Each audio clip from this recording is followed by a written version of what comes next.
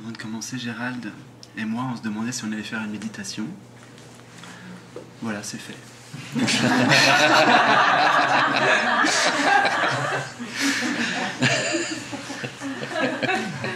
Et puis après, on s'est dit qu'on allait rentrer directement dans le vif du sujet.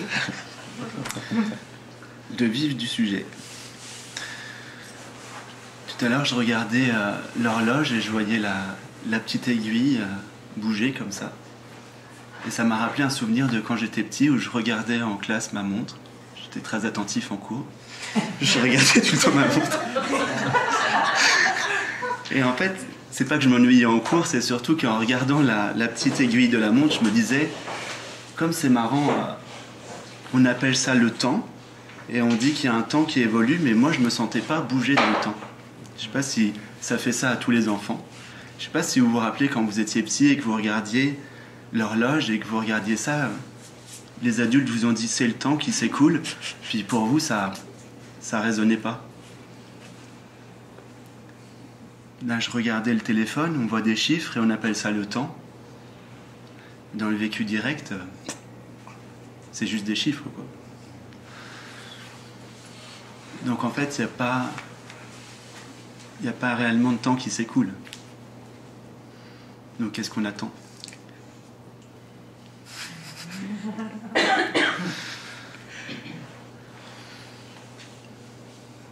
L'humain, il a une tendance à se projeter. Le mental humain projette. Il projette dans tous les sens, dans l'espace et dans le temps. Et oubliant le plus important, c'est ici, maintenant, tout de suite. Le vrai vécu, réel. Et le mental, il veut tout capter, il veut tout attraper. Il veut apprendre, prendre. Il veut comprendre, prendre, entreprendre, prendre. Et l'éveil, c'est la fin des prendre. Donc on arrête de prendre et on laisse simplement la vie s'écouler d'elle-même. Ça libère.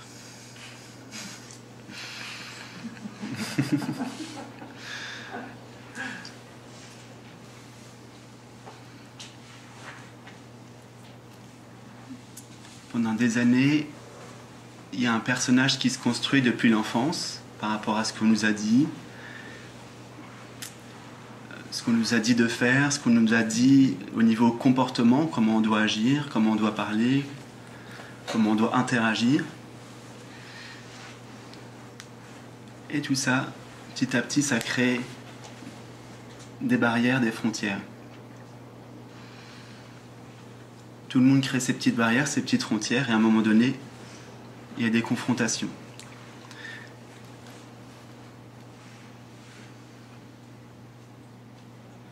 On sait tous que on ne peut pas être défini. Si quelqu'un pointe vers vous et vous dit « vous êtes comme ci, comme ci, comme ci », vous savez tous, intérieurement, ça dissonne. Même si on vous dit des qualités, c'est pas suffisant. Tous les qualificatifs qu'on peut dire à propos de vous, ça suffit pas. Vous aimez pas qu'on vous enferme, vous le sentez intérieurement, mais ça suffit pas. Parce que ce que vous êtes n'est pas définissable, c'est pas possible. Donc là, il y a un petit deuil à faire. C'est que la vérité à propos de ce que vous êtes ne pourra jamais être définie. Ça, le mental doit le comprendre. Il n'y aura jamais de réponse au niveau du mental. C'est ça. Il faut comprendre qu'il n'y a rien à comprendre. Spécial l'éducation. Voilà. Ouais. Ça peut pas être saisi. Saisi, prendre, vous voyez ? Tant qu'on essaye de prendre, c'est pas ça. Donc on passe par un autre biais. Qu'est-ce qui est là avant le mental ?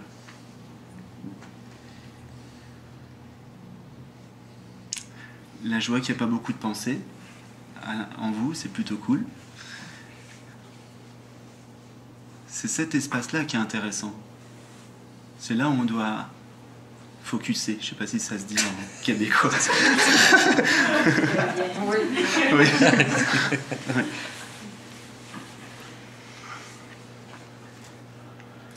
Les premiers sages, les premiers yogis, ils disent le yoga, l'état d'union. Donc yoga, c'est l'état d'union, d'unité.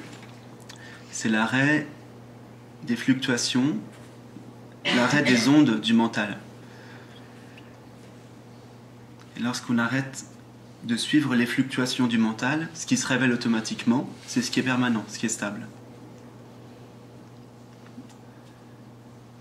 Et c'est le but du satsang, c'est de révéler ça, cette stabilité. Sat, ce qui est vrai, ce qui est réel, la vérité, et Sangha, se rassembler. Mais la vérité, on peut pointer vers la vérité, mais elle ne pourra jamais être énoncée. C'est pas possible. Moi, je sais qu'au Québec, il y a des petites distances avec la religion. Je vais juste parler d'un événement avec Jésus. Jésus arrive devant Ponce Pilate et Ponce Pilate lui dit « Qu'est-ce que tu viens faire ?» Et Ponce Pilate lui dit « Je viens rendre témoignage de la vérité. » À ce moment-là, Ponce Pilate, qui était quelqu'un de très intelligent, philosophique, il lui dit « Mais qu'est-ce que la vérité ?» Et Jésus, il ne répond pas. C'est la meilleure réponse.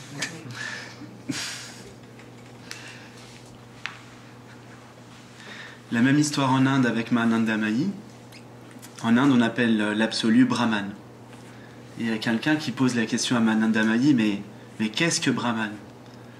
Et elle ne répond pas. Alors la personne, elle croit que Mahananda Mahi, elle n'a pas entendu. Mahananda Mahi, c'est l'une des plus grandes sages de l'Inde. Donc il répète plus fort, mais qu'est-ce que Brahman? Et elle répond toujours pas. Et au bout de la troisième fois, mais qu'est-ce que Brahman? Mahananda Mahi, elle lui dit, je t'ai déjà répondu. Brahman est silence. C'est une façon de le dire. C'est une direction.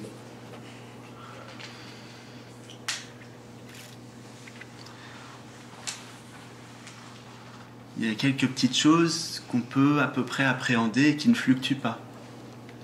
Le silence ne fluctue pas. L'espace au sein duquel tout apparaît ne fluctue pas. Et surtout, le plus important, le fait d'être ne fluctue jamais. Le fait d'être qui regarde l'aiguille bouger et qui fait « mais il est où le temps ?» On regarde le corps vieillir, mais il est où le temps? Ma grand-mère, elle a 92 ans. Je lui dis, reste dans le fauteuil, oublie les sensations corporelles, oublie que tu as 92 ans. Est-ce que tu te sens avoir 92 ans? Elle me dit non. On ne se sent pas avoir notre âge si on détend le corps et qu'on oublie les sensations corporelles. C'est pas vrai.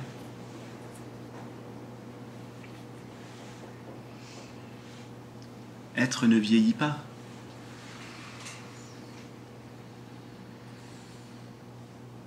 Donc la vérité, c'est plus un goût. Une sensation, mais pas corporelle. Pas corporelle. Pas énergétique non plus. Dans les Écritures, en Inde, ils disent plus subtil que le subtil. Ça peut donner une indication. Essayez de trouver le plus subtil que le subtil.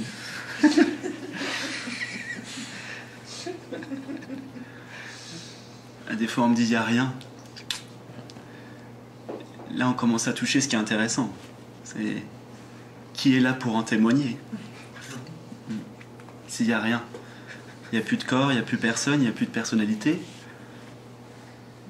Mais qui est là alors pour dire il n'y a rien?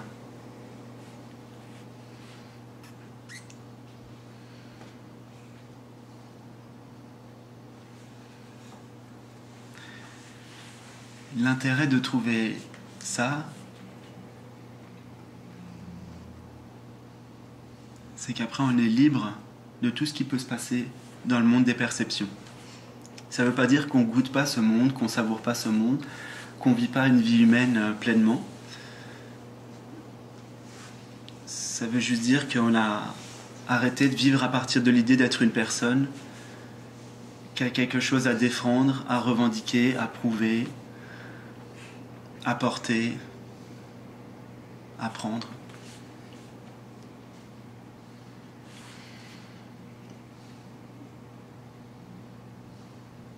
Donc ça devient très cool.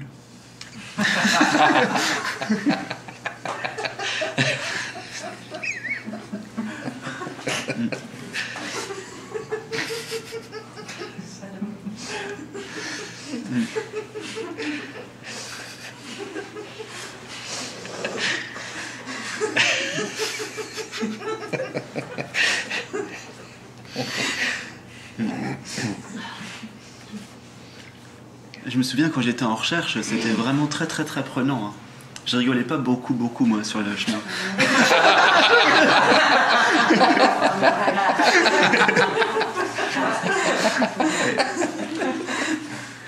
Ouais.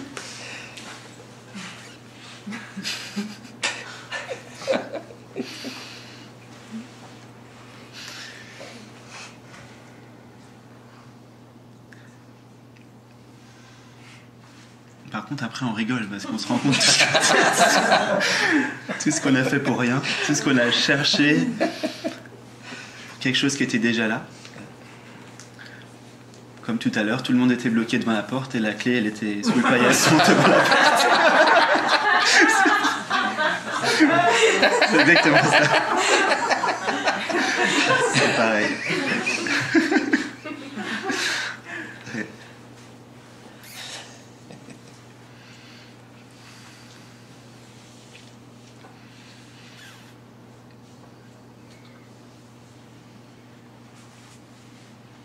Donc il n'y a pas besoin de grand-chose.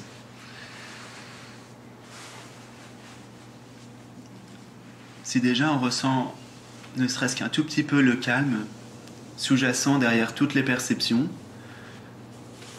on peut déjà rester tranquillement là et avec confiance laisser faire. Et ça va se faire. Ça se fait tout seul. Il n'y a rien à faire de spécial pour réaliser le soi. Vous n'avez pas choisi d'aspirer à ça. Et vous ne choisirez pas non plus du moment quand ça va arriver. Moi, je m'imaginais que ça allait arriver en lotus, en samadhi, puis que ça allait être, puis que j'allais rester un mois dans ma chambre après à savourer ça. Les gros clichés spirituels. C'est ça. Bah non, ça m'est arrivé au volant d'une 106. C'était même pas un Dodge ou un Ford, non, c'était juste une 106. Ouais. Ouais. C'est dans comme dirait un ami, c'est dans l'intraordinaire. C'est pas dans l'extraordinaire, c'est dans l'intraordinaire. C'est dans le plus ordinaire.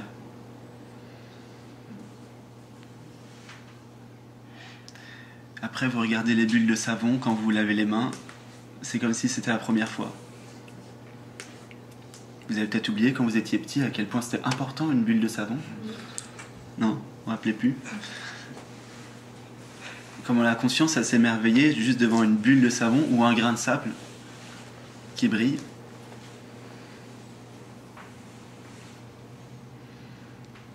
Moi, je le sais parce que je travaille avec des enfants. Ah ben voilà. T'as pas oublié, quoi. Ouais. Le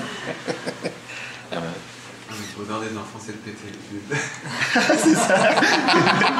On en fait des bulles, Ouais. on va juste les péter. On est là pour ça, on est là pour fêter les bulles. Ouais.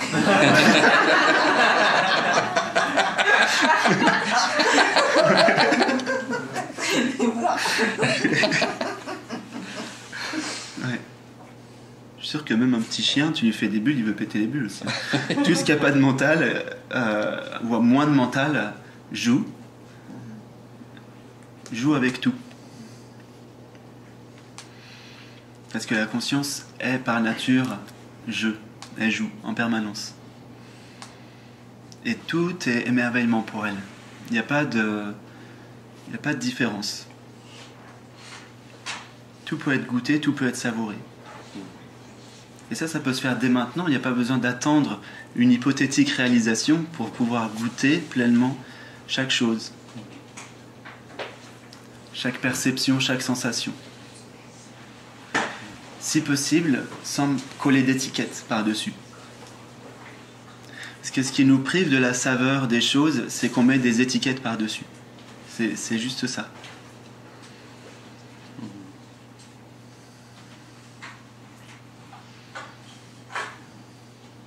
Par exemple, je disais tout à l'heure au cours de yoga, lorsqu'on médite, quand on a les yeux fermés, le mental continue à visualiser un corps dans l'espace et il croit encore savoir tout ce qui se passe, tout ce qui se produit.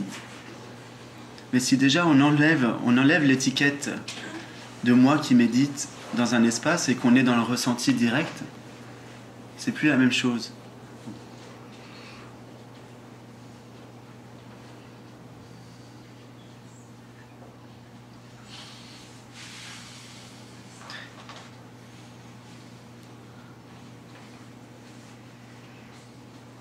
Ça, c'est la vraie voie tantrique. On en parlait hier soir. La vraie voie tantrique, qui est une voie ancestrale du yoga, c'est de passer par les sens pour toucher ce qui est au-delà des sens. C'est pour ça qu'on dit la quintessence. Les 5 sens, quinte.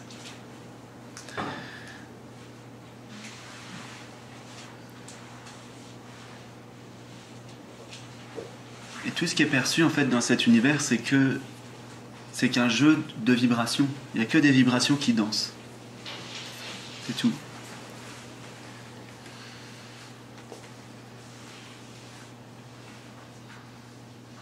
Vous sentez que ça danse là?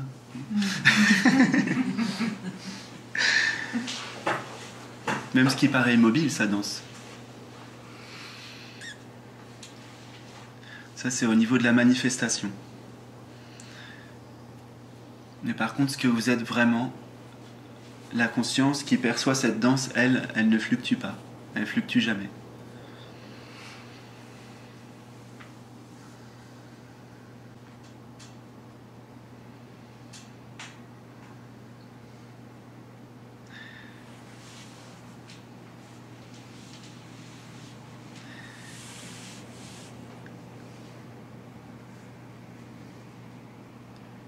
Et le mental, il va tout faire pour nous faire croire que c'est difficile de rester tranquille là, dans le simple fait d'être. Tout à l'heure, je vous ai dit, c'est intéressant de regarder ce qui se passe quand vous attendez. De vraiment tout regarder quand vous attendez. Pour ceux qui sont habitués à sentir la présence, puis à sentir le silence, là, il y a un certain goût et on est content de goûter ça, de savourer ça. Quand on est moins habitué, le silence a encore tout un tas de stratagèmes pour nous hypnotiser. Le mental, je veux dire. Je dis le silence? Ouais, le mental. Le mental. Ouais, le mental. Le mental, par exemple, sans s'en rendre compte, il va commencer à générer un état d'ennui. Tiens, je voudrais bien un petit truc en plus là. Je voudrais bien qu'il se passe quelque chose. L'état d'endormissement qui peut arriver. Et tout ça, ça doit être vu pour pas encore tomber dans l'illusion. C'est très intéressant d'observer cette mécanique de l'ennui, de l'endormissement. Tout ça, ça provient de l'insatisfaction. Et la conscience qui voit, elle n'est jamais impactée. L'ennui peut être goûté, peut être savouré.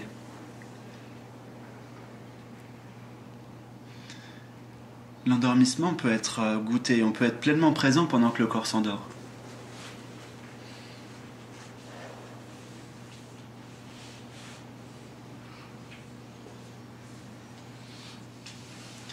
Donc qu'est-ce qui nous empêche de rester tranquille là? Moi, je trouve que c'est un bon moyen de commencer. Ouais, c'est une bonne question, Ouais. ça. Qu'est-ce qui nous empêche de rester tranquille dans le fait d'être et simplement de goûter ça? Toutes ces choses qu'on doit faire. Toutes ces choses qu'on doit faire. C'est ça qui nous empêche de tranquille. Toutes ces choses qu'on doit faire. Bah, les choses que tu fais, est-ce que ça change le fait d'être? Non. Mais ça fait peur quand même. Ouais. Est-ce que être bouge ou est-ce que c'est le corps qui bouge? Est-ce que c'est la conscience qui bouge ou le corps qui bouge? C'est le corps qui bouge, mais la conscience n'est pas dans le corps. Ouais. Donc tu peux voir le corps faire, mais sans... Et toi, tu peux dormir pendant ce temps-là.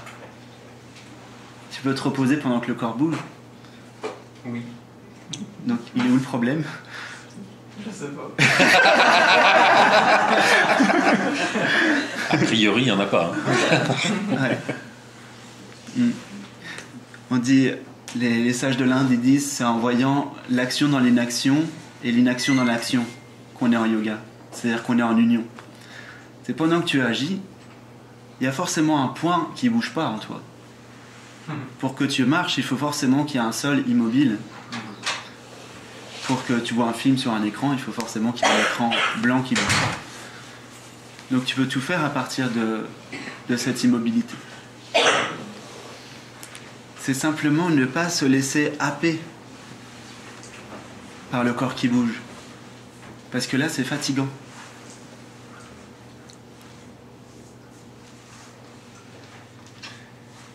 Il y a une différence entre contempler des voitures qui passent devant toi et puis faire tout le temps ça à chaque fois qu'il y a une voiture qui passe. Tu vois. Si tu es identifié, c'est fatigant. Si tu te prends pour le corps qui bouge, c'est fatigant. Donc ça t'empêche pas de rester tranquille. Tu peux faire et il n'y a pas de problème.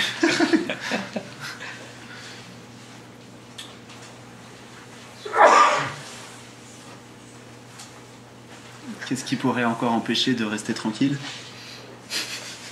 Le mental. Comment? Le mental. Le mental? Ouais.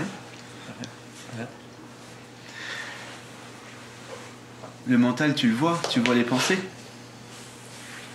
Est-ce que ceux qui voient les pensées bougent? Pardon? Est-ce que ceux qui voient les pensées bougent? Non.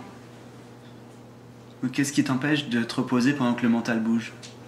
C'est une question de pratique. C'est une question de vigilance. C'est pas inné, là. En fait, c'est la seule vigilance à avoir, c'est de ne pas se laisser entraîner par le courant. C'est juste ça. En fait, c'est exactement la même chose qu'avec le corps. Il y a les formes physiques et il y a les formes pensées, mais c'est toujours des formes. Ça change rien. Hein. Donc la question, c'est est-ce que tu suis les formes? Est-ce que tu difformes?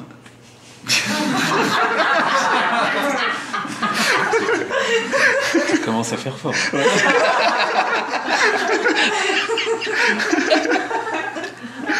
Ok. Voilà. C'est sûr, ça demande de vigilance pour ne pas embarquer dans ses pensées, c'est sûr. Ouais. C'est une habitude. Ouais. Ouais. C'est pour ça que la faculté de discernement est très importante. Parce que non seulement on embarque dans ses pensées, mais en plus on y croit. C'est ça le problème. C'est quoi? C'est qu'il faut arrêter d'apprendre, il faut désapprendre. Alors, il n'y a pas de il faut forcément. Oui, le il faut, non. Désapprendre, oui. Non, Ouais. ça. Ouais, désapprendre, oui. Désapprendre tout court. Désapprendre tout court. Ouais. Bah, sortir du prendre, en fait, c'est surtout ça. Chaque fois qu'un objet est vu, il y a une saisie automatique qui se fait parce qu'on a été habitué à ça depuis tout petit, à saisir tout ce qui était perçu. Mais on n'est pas obligé. C'est le propre du mental de tout saisir, parce que le mental, il est là pour ça. Il veut classifier, compartimenter. Depuis que vous êtes petit, on vous a dit, et ça c'est bleu, et ça c'est jaune, et ça c'est vert, et ça c'est comment? C'est gris, bleu. Il faut tout définir comme ça, absolument. S'il y a une couleur que vous ne pouvez pas définir, on va vous en vouloir. Il faut absolument que vous sachiez ce que c'est la couleur. Il faut donner la bonne réponse. C'est ça que je fais avec les enfants.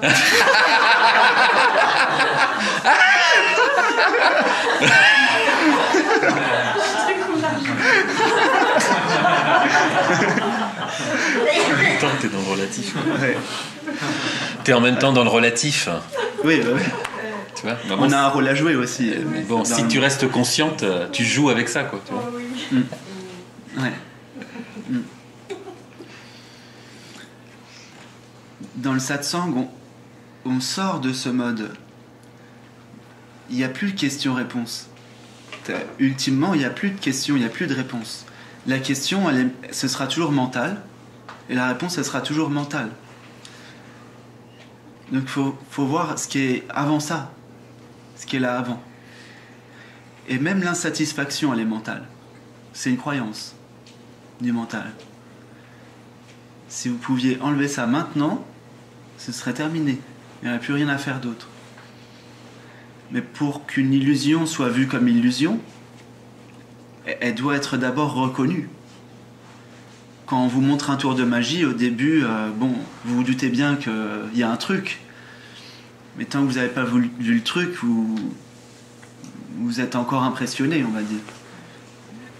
Une fois que vous avez vu le truc, vous avez compris le truc, vous n'avez même plus d'intérêt trop à regarder le tour de magie. À part s'il y a une belle colombe ou un beau lapin, vous êtes content de voir de contempler. Vous contemplez, mais c'est plus tant le tour qui vous intéresse. C'est plus le tour. Ça va être la beauté de la mise en scène, en fait. La beauté du magicien, la beauté du geste du magicien, la beauté du décor. Mais ça va plus être, vous allez plus être hypnotisé par le tour. C'est exactement pareil la réalisation, c'est ne plus se faire attraper par ce tour de magie, de croire qu'on est juste un petit bonhomme dans ce monde. Mais c'est si simple. Ah oui, c'est si simple. Ouais. C'est très très simple. C'est tellement simple qu'on a la croyance qu'on ne va pas le faire, quoi. On ne va pas le réussir, quoi. Alors que c'est déjà fait. Ouais. Mais s'il n'y a plus de questions-réponses, si on est en recherche de quelque chose, on est en recherche d'être. Oui, ça dépend. C'est pour ça que c'est important de se poser la question, qu'est-ce que je veux vraiment ? Parce qu'il y a aussi une certaine jouissance au niveau du mental, surtout en France, parce qu'avec les philosophes et tout ça, c'est très jouissif de se raconter des histoires. Et ça se trouve, je suis l'arbre.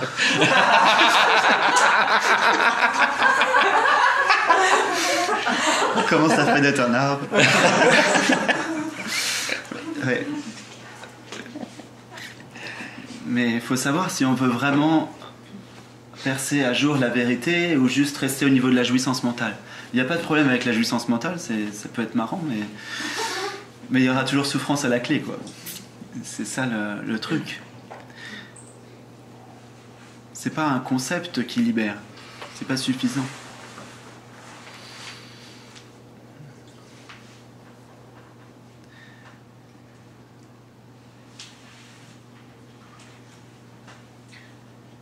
Donc le truc, c'est pas un processus. Non. C'est pas une continuité. Non. Donc le truc, c'est que je tombe dans le pot de miel. Oui. Et donc, il y a des étoiles qui sont alignées pour ça. Vous avez été aligné peut-être. Peut-être que je suis déjà dans mon alignement. Oui. C'est que j'en prends pas conscience. Oui. Et tout ça, à travers mon mental, je sais, je connais, entre guillemets, la bascule, je suis encore très assise. Oui. Après, j'ai plus rien à dire. C'est drôle, je suis même pas hâte de finir ce que j'avais à dire. Ouais. Ça s'arrête là. Ouais. Je ne me suis pas plus donné de réponse. Je n'ai pas posé de questions non plus. Il y a juste que ça l'arrête là. Oui. OK, alors Ouais. c'est ça.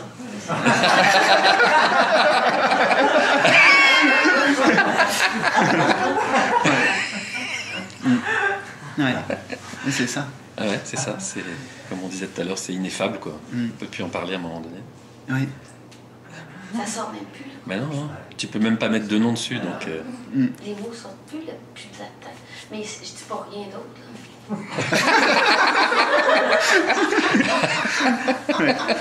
C'est pour ça que c'est simple. Ouais. Et si on est plus intéressé par comprendre que par être éveillé, est-ce que ça veut dire qu'on ne sera jamais Je éveillé? vais se poser la question, qu'est-ce qui est En fait, intéressé? Ouais, c'est ça. En fait, il n'y a pas de problème avec le fait de vouloir être intéressé par comprendre. Simplement, c'est un jeu, encore une fois, et c'est un jeu du personnage. C'est un jeu du personnage. Faut voir, ouais, c'est ça, faut voir qu'est-ce qui en toi est poussé vers le fait de comprendre. Après, comprendre en soi, il y a quand même cette phase qui est pour la plupart nécessaire. On doit quand même passer en général par la phase de la compréhension intellectuelle, au moins pour utiliser le discernement, pour pouvoir accéder à la vérité. C'est la grande faculté que l'humain a, on va dire, et c'est pour ça qu'en Inde on dit qu'il n'y a rien de plus précieux qu'une vie humaine, parce que l'humain a la faculté de discerner, de discernement, de discerner le réel de l'irréel. Ce qui est permanent, ce qui est fixe, ce qui ne changera jamais, de ce qui fluctue. Il a la capacité de discerner entre la joie temporaire et la joie permanente. Et ça, tout est là en fait. Donc la joie des compréhensions intellectuelles quand on aime faire... Des maths, mettons. Voilà, des maths par exemple.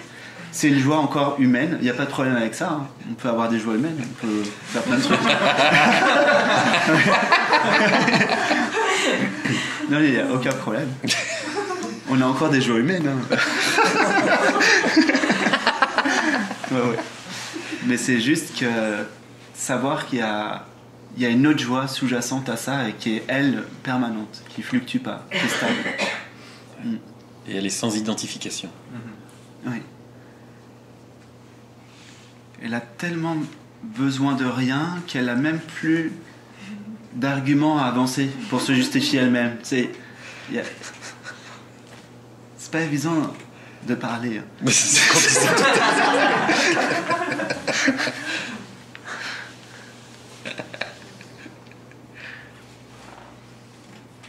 Parce que être est que maintenant. Donc s'il n'y a que maintenant, il n'y a pas de référentiel. Donc déjà, quand je parle, je sors de maintenant. Parce que je vous parle en français, et le français c'est appris. Et donc je sors du temps, enfin je sors de maintenant quelque part. Même si c'est inclus dans maintenant, le fait de parler. Mais quand je veux parler, je dois me projeter en arrière pour revenir avec le français. Il y a un français qui... Qui sommeille en toi.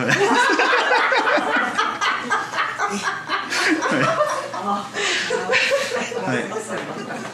La question c'est au sein de quoi le français émerge. ou le québécois. Ouais. Quand on dit joie permanente, on veut dire absence de tristesse, d'insatisfaction, donc ça fait pas partie. Ouais. C'est jamais ressenti.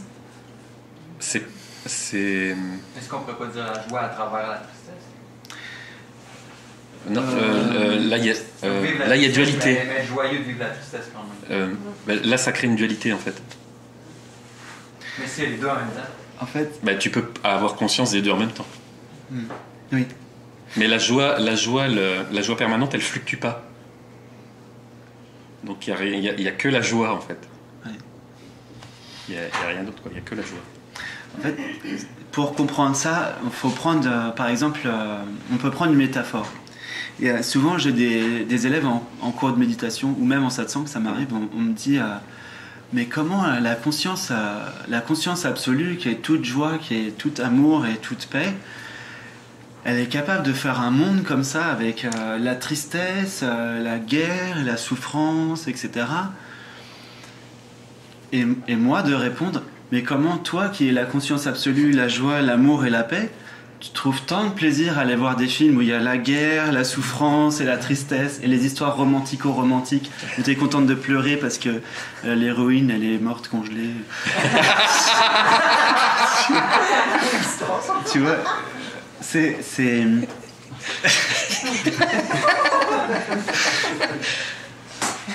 C'est parce qu'en fait, il y a une souffrance, encore une fois, quand il y a identification.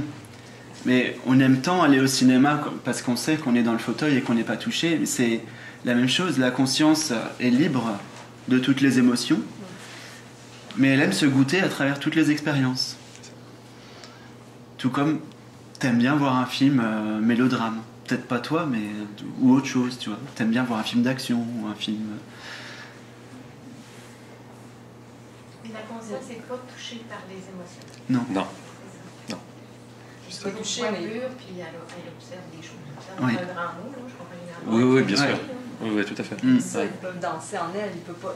La tristesse, elle peut exister. Oui. Elle C'est- toute sa place. C'est une expérience. C'est ça, Exactement. c'est important de savoir qu'elle est là quand même, même si... Ouais. Ouais, mais c'est simplement une expérience en C'est fait ça. de la conscience à travers la matière, on va dire ça. comme ça. C'est la Ça veut pas conscience dire que qui s'il y a s'expérimente. tristesse, il y a pas... Voilà, elle se contemple elle-même en fait.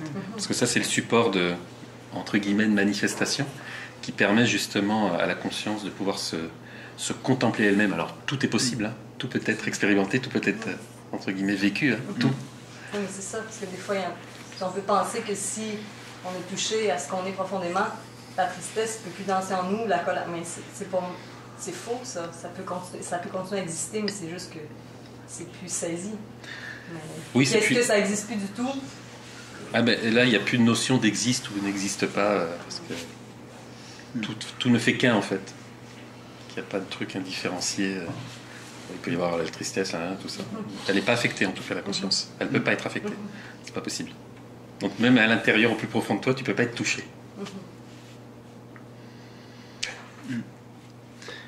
Puis la tristesse, elle a un message aussi. Ouais. Les émotions C'est ça. ont un message important à nous passer et souvent on veut couvrir ça. La tristesse, grosso modo, c'est la vie en vous, la conscience qui a compris qu'il fallait tourner la page, en gros, mais le mental qui voudrait bien rester sur la même page. En gros, c'est un peu ça. Donc il y a un frottement entre les deux. C'est la vie qui voudrait que ça continue de danser librement, et il y a une résistance à ça. Il y a quelque chose qui n'est pas accepté, qui n'est pas accueilli. Et du coup, ça frotte. C'est pour ça que ça se ressent comme une espèce de contraction, physiquement. Mais une fois qu'on laisse la vie s'écouler elle-même, sans interférer, il y a plus de... Enfin, il y a moins, en tout cas. Puis s'il devait y avoir, ce ne serait pas un problème. C'est tout de suite accueilli, et ça lâche tout de suite. Est-ce que la conscience est... Mon Dieu, comment je vais dire ça? Est-ce que la conscience est consciente de se voiler elle-même? Est-ce qu'elle est consciente de son inconscience? Ben, Elle peut jouer à ça. Ouais. Elle joue à ça. Elle peut jouer à ça C'est vrai, aussi. c'est vrai, Elle c'est peut vrai. aller jusque-là, ouais. Elle va jusque-là. Oui, elle peut tout jouer, en fait. Elle va jusque-là. Elle peut Elle tout est jouer. inconsciente de son inconscience. Tout en étant consciente d'elle-même. Mais regarde, Mais c'est- tout à fait, oui, bien sûr, elle peut jouer à ça. c'est très très simple. Moi Ouais. j'aime beaucoup quand on commence les questions par est-ce que la présence ou est-ce que la conscience, sous-entendu que c'est quelque chose d'extérieur à vous-même, alors que c'est toi la conscience. Regarde, là t'es là. Si t'es là, c'est bien que t'es consciente d'être inconsciente, que t'es la conscience Je absolue. suis consciente d'être D'être volée. Je suis consciente d'être inconsciente. Oui, c'est ça. Donc tu le sais. Donc tu le sais. Oui, je le sais, Ouais. Donc tu le sais déjà. Tu le sais, Oui. t'es déjà consciente de ça. mais ça ne change rien. Justement, le truc, c'est pas fait pour changer, en fait. Parce que t'es déjà la conscience. Il n'y a que la conscience qui peut dire ça, en fait, qui peut exprimer ce que tu viens de dire. Ah, c'est pas le jeu qui dit ça. C'est pas le mental qui dit ça, c'est la conscience. Oui, derrière, sous-jacent, il y a ça, toujours. En fait, la conscience joue à se voiler d'ignorance pour se redécouvrir elle-même. Exactement. Oui, Tout mais comme les humains font exactement la même chose quand ils offrent des cadeaux. Ça suffit pas d'offrir le cadeau, il faut mettre le paquet cadeau avec un nœud. C'est la même chose. C'est-à-dire que l'ego et le mental, c'est comme le paquet cadeau, et t'as besoin d'avoir cette notion de surprise. c'est quoi? Et tu sais pourquoi? C'est un peu... Non, c'est pas un peu tordu. Oui, c'est un peu... C'est pas tordu. Parce que tu goûterais pas la conscience de la même façon. Tout comme tu goûterais pas le cadeau de la même façon. J'arrive avec une tablette de chocolat sans paquet cadeau. T'arrives et tu fais ouais, bon, c'est du chocolat. Mais j'arrive avec le paquet cadeau. Quand tu le déballes, tu fais ah, c'est du chocolat, c'est mon préféré. Et en fait, c'est la même chose, la réalisation du soi, c'est davantage goûter quelque part quand ça a été voilé d'abord. Tu découvres que waouh, en fait, j'avais toujours été le même. Et tout ce que j'avais cru et tout ce que j'avais porté, en fait, j'avais pas besoin de tout ça. Et comment ça fait du bien il y a une saveur différente, c'est pas la même chose. Il y a des exceptions, il y a quelques êtres qui naissent sans aucun voile, ça existe. Mais quelque part, Mais elle est c'est aussi consciente fun se de... voiler. Oui, Oui, oui, tout à bien sûr. fait. Elle peut jouer à ça, ouais, effectivement. Ouais. Comment on fait pour être dévoilé? Bah, il n'y a rien à faire, C'est justement mentalement. ça, c'est qu'il n'y a rien à faire. Mais juste être, ouais, c'est bien. Ouais, c'est ça. C'est un bon début. Sans écouter ta tête, ton ego, et tu peux être dans l'instant là. La laisser passer. Ouais, t'écoutes pas, tu prêtes pas attention, tu t'en empares pas, et tu es automatiquement parce que c'est déjà ta nature. Ouais. Tu l'observes Tu observes quoi? ce mouvement-là. Oui, c'est ça. Tu peux, ouais. Ouais. Tu peux observer. Dans un premier temps, ouais, c'est ça. Le mental, il réagit et il saisit. Mm. Mais la conscience, elle contemple. C'est ça. Donc si vous êtes déjà dans un état où vous contemplez plutôt que de réagir et saisir, déjà, ça met un peu de... Ça relâche un peu.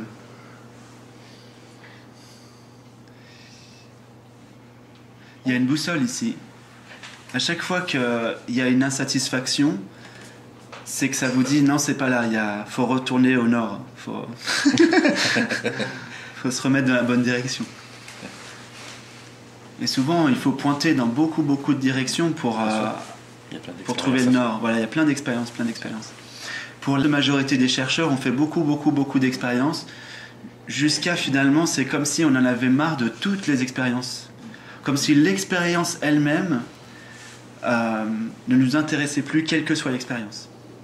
Y compris les états énergétiques, les états de béatitude, les états extatiques, tous les états mystiques. On est toujours insatisfait, en fait. Ouais. Toujours. Donc il y a une espèce de ras-le-bol qui s'installe, et souvent à partir de là, souvent, hein. Il y a plein de cas. Hein. Ouais. Et c'est pour ça qu'on veut devenir conscient, parce qu'on est souvent, on n'est jamais satisfait de rien. Oui. On veut toujours chercher quelque chose. Puis on dirait qu'à un moment donné, on est correct, puis à un moment donné, le mental repart plus tard, parce que là, il se repose les mêmes questions. Ouais. Toujours. C'est ça. Ouais, ça tourne en boucle. Ouais, Puis tout là, à on fait. dirait que tu veux comme... Il y a comme quelque chose qui se passe, il faut que tu avances. Oui, il faut que tu avances. Ouais. Ouais. Ouais, Mais c'est rien ça. n'avance jamais. Hein. Non. Non. Rien n'avance Non. jamais. Vous bougez jamais. Faut reculer. Vous bougez pas. Non, ça recule pas non plus. Non, ça recule pas non plus. Ça recule pas non plus. Je ne sais pas reculer, mais Mais- regarder ce qui est là. C'est ça. Ouais. Sans s'identifier. Sans silence. Sans s'identifier. Ouais. Qu'est-ce que vous pouvez ajouter ou enlever à maintenant? Je parle d'un maintenant radical, hein. Même pas une seconde, c'est trop long. Maintenant. Maintenant. Il n'y a pas le temps d'ajouter quelque chose. Parce que si vous ajoutez, vous allez dans le passé. Oui. C'est trop tard, c'est passé. Et maintenant, il n'y a pas le temps d'ajouter un concept à propos du futur. Bah non. Et être, c'est que maintenant. Donc à chaque fois que le mental vous fait miroiter que ce sera plus tard, c'est faux. Il n'est pas dans maintenant. C'est du blabla. Lui, il a besoin d'une temporalité pour exister. Alors que la conscience, elle est intemporelle. Il n'y a pas de temps. Donc quand vous êtes dans maintenant, que vous prenez conscience de maintenant, vous l'êtes déjà, mais sauf que vous n'avez pas conscience d'être maintenant. Donc là, simplement en prenant conscience que vous êtes maintenant, sans écouter, entre guillemets, votre ego ou votre mental, vous êtes maintenant consciemment. Et c'est vraiment aussi simple que ça. Il n'y a pas besoin obligatoirement de passer par tout un tas de cheminements et tout ça. C'est pas une obligation. On n'est pas obligé de méditer pendant 20 ans, 30 ans. On n'est pas obligé de faire le tour du monde pour rencontrer tous les maîtres du monde, etc. Ça, c'est peut-être éventuellement ce que peut vous faire croire encore votre ego en disant il va falloir que tu fasses tel parcours, tel tour du monde, il faut rencontrer un tel... Ah, j'ai entendu parler d'un maître qui est là. Oui. On peut le faire, mais c'est pas une obligation. C'est simple dans la seconde, et c'est moins simple dans 24 heures de la journée. Ouais. Ah, Est-ce que ça existe 24 heures? C'est justement, c'est là où c'est ça. C'est ce que j'allais te dire. Pour ton mental, ouais, il y a 24 heures. Pour ton mental, il y a 24 heures. Oui, mais si on travaille, on a des choses à faire. Comment on fait pour Tu sais, nous, on n'a pas l'impression de travailler. Ouais. Je t'assure. Non, ça travaille pas. Et pourtant, il y a beaucoup d'activités, tu vois, qui passent à travers nous. Hein. Ouais. Mais à chaque instant où on entre dans l'air, je me suis réalisée dans la fraction de seconde. Après ça, je reviens à quelque chose d'égo, là, je sais pas ce que c'est ça. Ouais. Là, c'est comme buzzé dans mon cerveau. Ouais. Parce qu'encore dans maintenant, si on vous dit soyez maintenant, il peut encore rester l'identification au corps avec l'idée ok, bah maintenant je suis dans maintenant, avec mon corps je suis dans maintenant. Mais sauf que le corps c'est une fausse perception. Enfin, c'est une perception, mais c'est pas ce que vous êtes. Il y a une dissociation qui doit être très nette entre ce qui est vu et ce qui voit. Vous êtes ce qui voit. Tous les objets ne sont pas vous, les objets que vous percevez. Enfin, dans un premier temps. Oui. Après, il y a une réintégration. Mais dans un premier temps, il y a une séparation entre les objets et le sujet. Il faut trouver le sujet, enfin il faut, c'est comme vous voulez, mais le sujet pur doit être trouvé.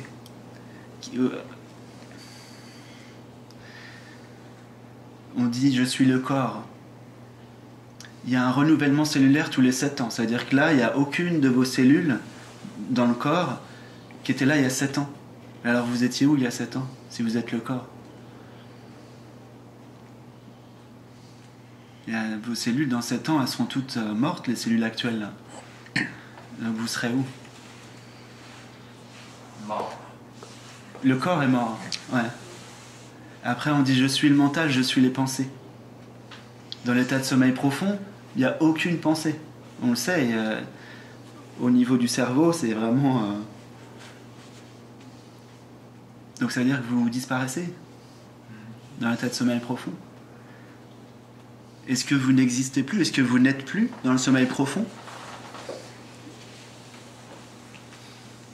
Vous êtes ou vous n'êtes pas dans le sommeil profond? On n'est plus mental. On dort. Non mais quand tu dors, est-ce que tu es? Oui, tu es. Ça ne t'empêche pas d'être. Et comment tu le sais? Là, je me réveille. Ouais, c'est Silence. Ouais. Tout le monde sait dans sa conviction profonde que même dans l'état de sommeil profond, il est là, il existe.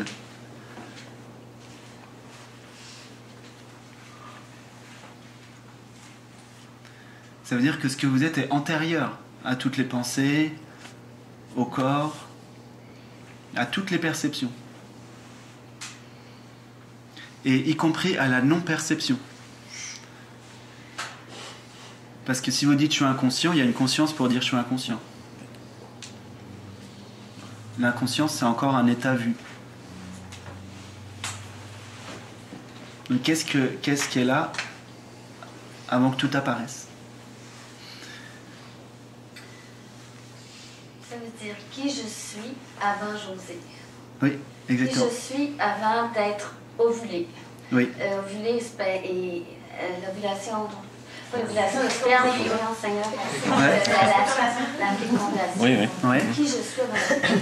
Oui. Là, c'est mon mental qui vous parle, hein, vous savez. Ouais. Quand je vous écoute, c'est sûr que mon mental il est en mécanisme de... Il est en survie. Là, en plus, c'est des nouveaux mécanismes qui s'installent. Ouais. Vous le savez. Puis là, je me demande, est-ce que vous savez que vos mentales parlent des fois? Hey, c'est mon mental qui vous demande ça. Oui. J'ai l'impression des fois que c'est lui qui parle. Je vous dis, quel questionnement je me dis. Je sais que c'est mon mental, en même temps, je m'en vais là, OK. Et est-ce qu'ils savent que c'est leur mental ou est-ce que c'est vraiment leur mental? Alors, mon mental est en analyse pour aller vous happer votre mental. Alors, déjà, il y a... le prendre Oui, vas-y. et pour m'intégrer Puis là, je vais avoir un switch de plus. Il est très rusé, là. Tantôt, j'avais plus de mots, ça, c'était pas mon mental. Ouais. Il s'est perdu. Ouais. Là, il s'est repris. Ouais. Je vais vous déjouer avant la fin de la soirée, mais c'est pas vrai. Mais voilà le questionnement qui me vient. Là, j'ai dit, il faut que je le sorte parce que je suis prise dans ces questionnements-là. Puis ça devient émotif. Puis m'en retourner dans ce que je suis sans penser. Ouais. Ça, c'est la vraie vie de tous les jours quand je sors d'ici, là. Ouais. Ou juste quand je suis ici. Ouais. Alors, c'est-tu pour mental, pour de vrai? J'ai envie de satisfaire ça? Probablement pas. Mais je vais vous donner le bénéfice. C'est marrant, tu as dit je vais retourner dans ce que je suis. Sous-entendu que tu peux perdre ce que tu es. Déjà, il y a quelque chose qui n'a pas été vu. C'est important de te rendre compte que ce que tu es ne peut pas être perdu, c'est impossible. Après, le mental ne peut pas analyser. D'ailleurs, le mental n'existe pas en fait, en réalité, il n'y a pas de mental. On dit ça juste pour se comprendre, pour parler, mais en réalité, il n'y a pas de mental. Il y a juste des pensées qui émergent dans un espace conscient. C'est ça la réalité. Donc le mental ne se pense pas lui-même. Il n'y a personne pour penser les pensées. Je ne sais pas si c'est clair. Les pensées émergent d'elles-mêmes.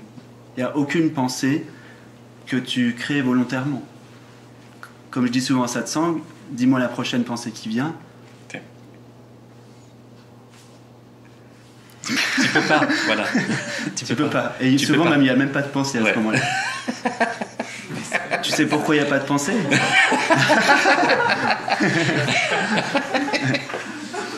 Il n'y a pas de pensée à ce moment-là parce que tu te tournes vers la source d'où proviennent les pensées.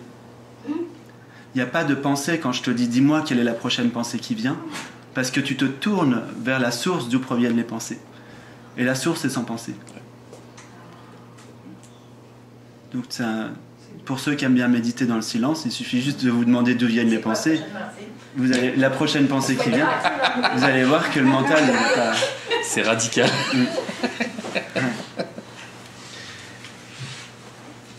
Donc, c'est pas le mental qui parle, parce que le mental il fait rien, c'est juste un outil. Tout comme c'est pas la bouche qui parle, c'est la conscience qui parle. C'est la conscience qui anime les pensées, c'est la conscience qui anime tout. Mais la conscience, elle n'est pas affectée. Encore une fois, qu'il y ait un mental ou qu'il n'y ait pas de mental, qu'il y ait des pensées, qu'il n'y ait pas de pensées, qu'il y ait une bouche qui parle ou qu'il n'y ait pas de bouche qui parle, c'est pareil. Et là, quand la bouche elle parle, c'est le silence absolu en même temps. Ça change rien du tout. Du tout.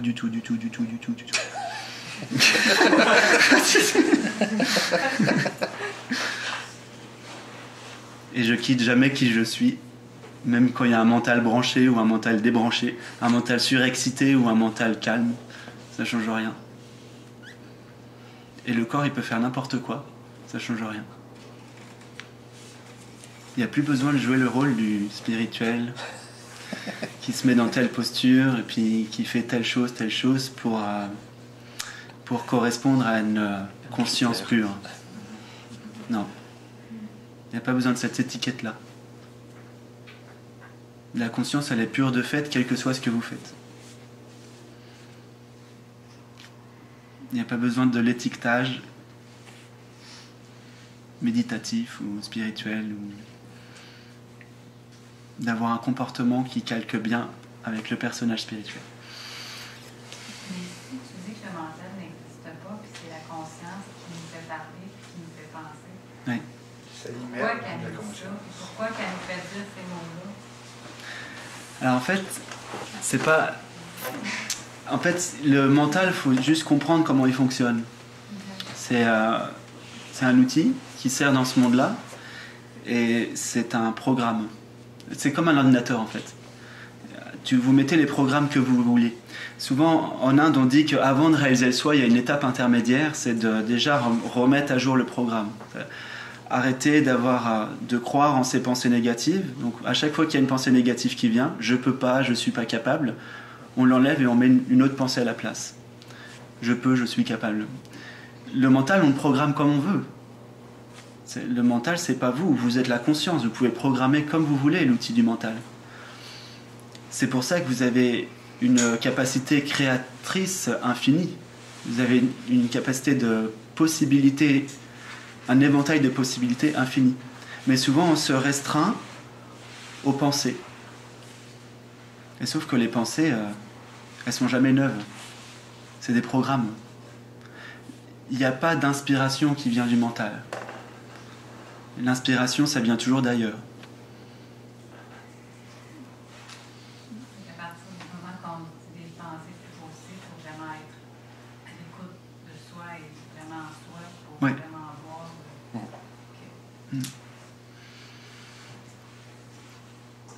Est-ce que j'ai répondu à ta question? Non, je parlais à... Oui, c'est bon.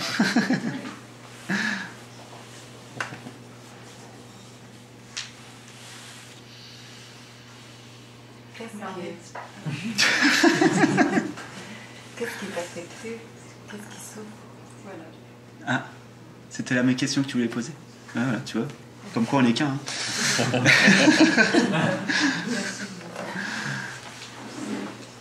Tu vois. Ok, qu'est-ce qui souffre?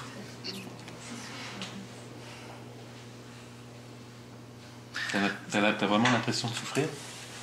Parfois, oui. Là, maintenant? Non. Mais j'ai déjà expérimenté la souffrance de nouveau. Ouais. La tristesse, la colère. Ouais. Si la conscience n'est pas affectée, qu'est-ce qui ressent ces émotions? Qu'est-ce qui te fait croire que tu ressens ces émotions? Bah, j'ai l'impression vraiment de les ressentir. C'est une impression. Bah, je dirais que je les ressens. Tu dirais que tu les ressens? Ouais. Mais quand tu dis ça, mais qui te dit ça?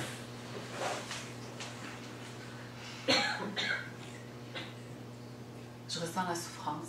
Mais c'est pas ton cœur qui te le dit. Il y a une pensée qui te le dit, une succession de pensées.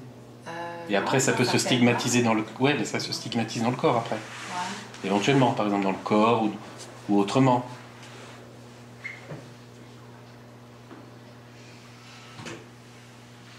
Ça passe toujours quand même, il y a toujours un scénario de pensée. Ça vient pas spontanément, comme ça. Mais on fait l'expérience de la vie à travers des ressentis, des émotions, Mais par exemple, là, moi je marche dans la rue puis je me cogne le pied sur le trottoir, ça me fait mal. Ouais. Qu'est-ce qui fait mal? Mon... C'est mon pied. Ton pied? Ouais. Son pied, oui. Ouais, ça c'est un bon point de départ pour expliquer la souffrance, c'est intéressant. Alors en fait, ce qui fait qu'on souffre, c'est une création qu'on pourrait appeler le petit moi. Il y a le vrai moi, le vrai sentiment de moi profond, c'est la conscience absolue. Ce que vous sentez qui est indéracinable, vraiment ce que vous êtes au plus profond. Mais par-dessus ça, il y a l'ajout d'un petit moi qui a été appris. Il y a un personnage qui a été créé. On lui a donné un nom, on lui a donné un âge, on lui a donné un sens à la vie, on lui a donné un rôle, père, mère, ou frère, sœur, ou enfant. Et ce petit moi, du coup, il a un certain territoire de lui-même. Il y a une découpe. Et bon, il y a la forme du corps, mais il y a aussi tous les concepts, y compris les idées. Les idées, ça crée une découpe, un territoire de nous-mêmes. Par exemple, je crois que ce serait bien sur Terre qu'il n'y ait plus d'entreprises qui polluent, etc. Parce que c'est ma croyance forte, c'est ma conviction, parce que depuis tout petit, on m'a dit que il fallait préserver la nature absolument, et il fallait absolument pas que les humains, faut qu'ils arrêtent de faire du mal à la nature. Donc ça, tout ça, ça va créer un territoire d'idées. Et à partir de ça, tu vas croiser le PDG je vais pas dire de nom, mais d'une entreprise qui dépense beaucoup, qui pollue beaucoup. Et là, il va y avoir conflit d'idées, conflit de territoire. Le découpage d'un petit moi va rentrer en conflit avec le découpage d'un autre petit moi. C'est à partir de là qu'il y a souffrance. Donc ça, c'est au niveau des idées. Ça nous idées. Ça, je le vois bien. Mais il y a des fois des trucs plus dans les tripes. Ouais. Tu sais, je veux dire, ton enfant meurt sous tes yeux. Regarde. Ça fait mal. Ton enfant fait partie d'un découpage d'idées. Parce que tu es rentré dans le rôle du petit moi de la mère. Et avec mon enfant, la possessivité, parce que le petit moi, comme il se sent justement découpé comme ça dans un territoire, dans un espace, au fond de vous, vous savez que vous êtes l'infini. Donc vous voulez remplir, vous voulez vous compléter, vous voulez être complet. Donc tant que vous vous sentez incomplet, vous prenez de l'extérieur pour ramener. Et donc ça fait des monts, des mâts, etc. Il faut des monts, des monts, des monts. Et donc, des monts. Et donc en fait c'est tous ces monts qui font que ça crée un attachement en fait très, très fort. Et c'est ces attachements en fait qui créent la douleur, la souffrance, quand on s'identifie à ça. Ça ne veut pas dire que tu vas pas jouer ton rôle de mère. C'est pas parce que tu as réalisé le soi que tu joues pas ton rôle. Et c'est simplement que plutôt que de passer par l'idée ma vie personnelle et la vie de mon enfant, c'est tu sens et tu vis que c'est la vie avec un V majuscule et c'est la même vie qui soutient toi, qui fait battre ton cœur, qui fait pousser les cheveux sur ta tête que celle de l'enfant. Et toi, le petit moi, dois reconnaître que tu n'as aucun contrôle sur ça. Toi, le petit moi, tu n'as même pas le pouvoir de faire battre un seul de tes battements de cœur. Des battements de cœur. Donc tu n'as aucun pouvoir. C'est pour ça qu'en Inde, on dit que s'en remettre, s'abandonner, surrender en anglais, c'est une voie directe, rapide. Il y a une confiance totale qui doit être là en la vie. Un abandon. Et le petit moi, c'est quoi?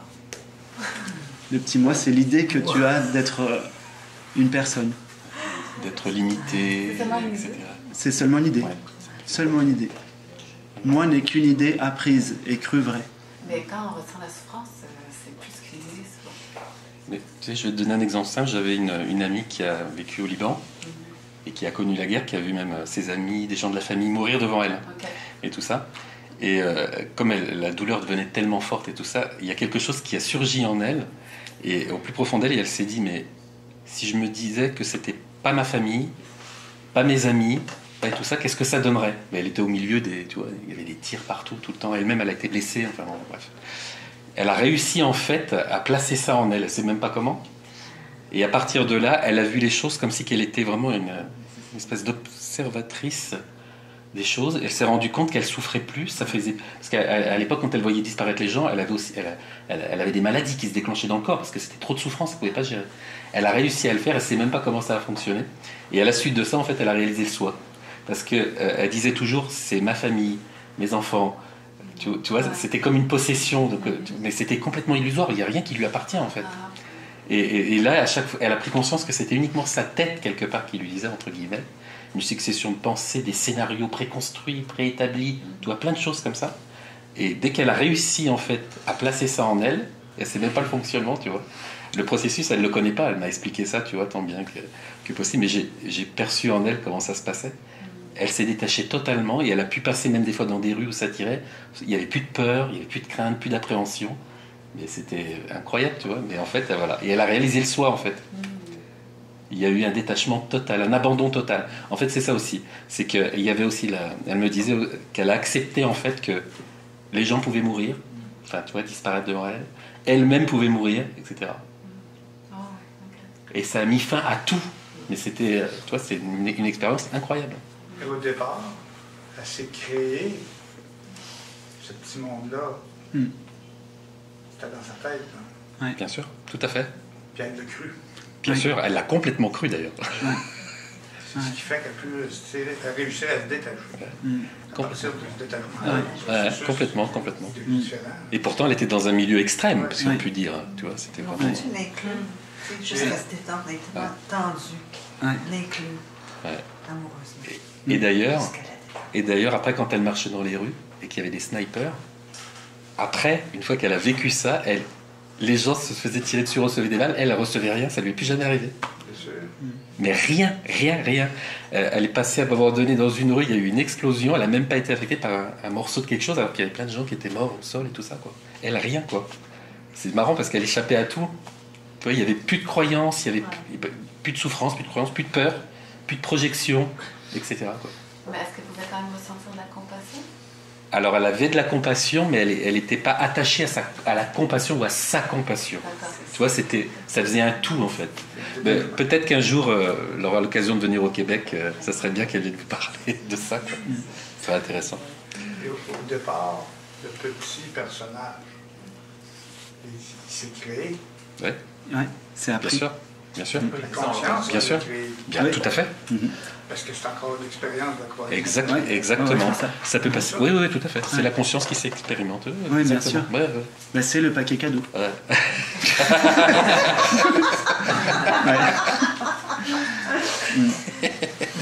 Oui, c'est ça. Carrément. Jusqu'à défaire le nœud. Voilà, faut défaire le nœud. Faut défaire les nœuds. Et les émotions, justement, c'est des nœuds. C'est senti comme un nœud. Et le nœud est une invitation. Il y a l'invitation à dénouer, justement. À lâcher toute cette idée du petit personnage qui veut tout saisir, qui veut tout même comprendre. Qui veut tout comprendre. Vous serrez tellement fort le nœud. Ouais. Jusqu'à qu'il casse. Ça peut arriver comme ça aussi. Ça peut se faire. Ça peut aussi se faire comme ça. Ouais.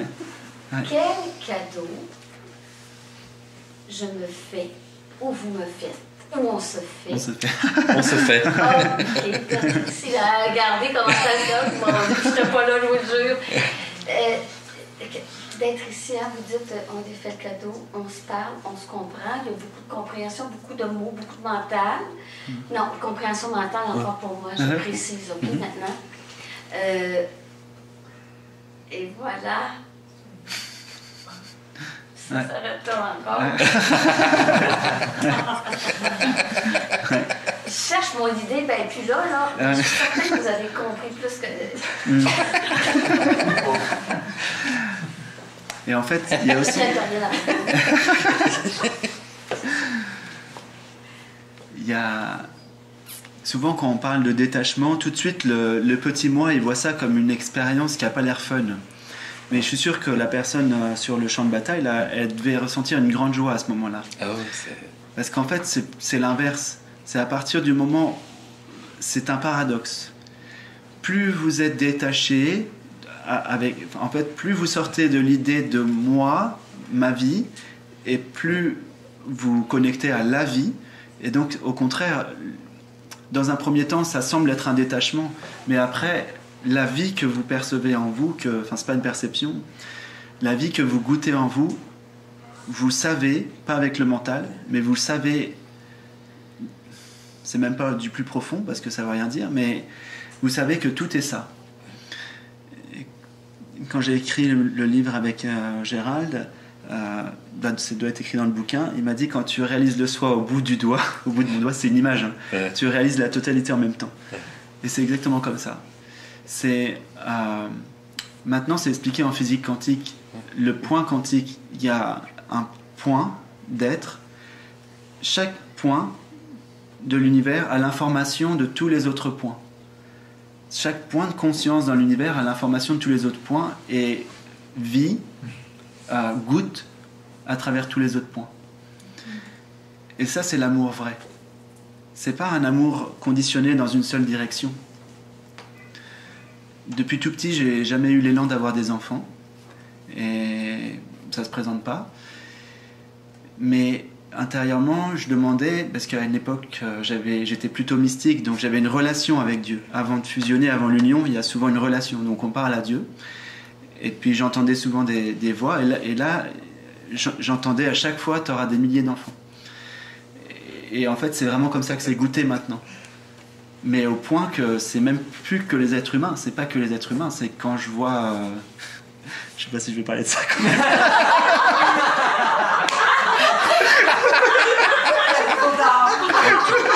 Tu peux, on est entre amis, hein, c'est pas de problème. Moi, je prends le dernier exemple en date. C'était ce midi en fait, et en mangeant, donc j'avais la fourchette, je pique dans un...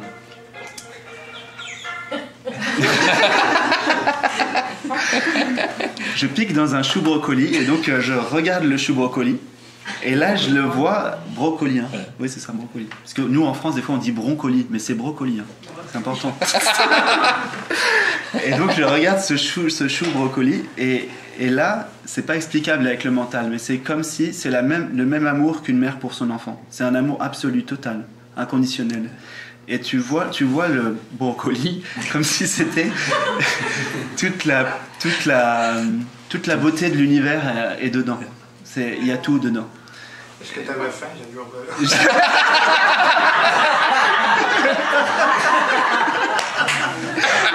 Et non. J'avais même pas faim. Non. Est-ce que tu me l'aimais avant ton brocoli? C'est ça le brocoli? En fait, ça se situe pas au niveau humain, ça se situe au niveau que la présence reconnaît la présence sous-jacente à la forme. Et ça peut le faire avec n'importe quelle forme. C'est comme si tout ce qui existe, c'est vos enfants, et c'est la réalité. La conscience que vous êtes porte la création en elle-même, comme la mère porte son enfant. Tout ce que vous voyez, c'est votre enfant. La manifestation, tout cet univers, c'est l'enfant de la conscience que vous êtes. Il n'y a pas de séparation. Il n'y a pas de séparation. Il est en vous, dans votre ventre. C'est une métaphore, bien sûr. Ouais. Souvent, on pense que ce qu'on voit, c'est à l'extérieur de nous. Le mental nous fait croire ça. Mais sans la conscience, vous ne pourrez rien voir. Ce que vous voyez réellement, tout cet univers-là, il n'existerait pas sans vous. Sans vous, la conscience qu'il voyait. Donc vous êtes plus grand que l'univers. L'univers apparaît à l'intérieur de vous. Je dis plus grand, c'est une image, il n'y a pas de niveau. Hein. Mais ça apparaît à l'intérieur de vous. Donc tout est en vous, à l'intérieur.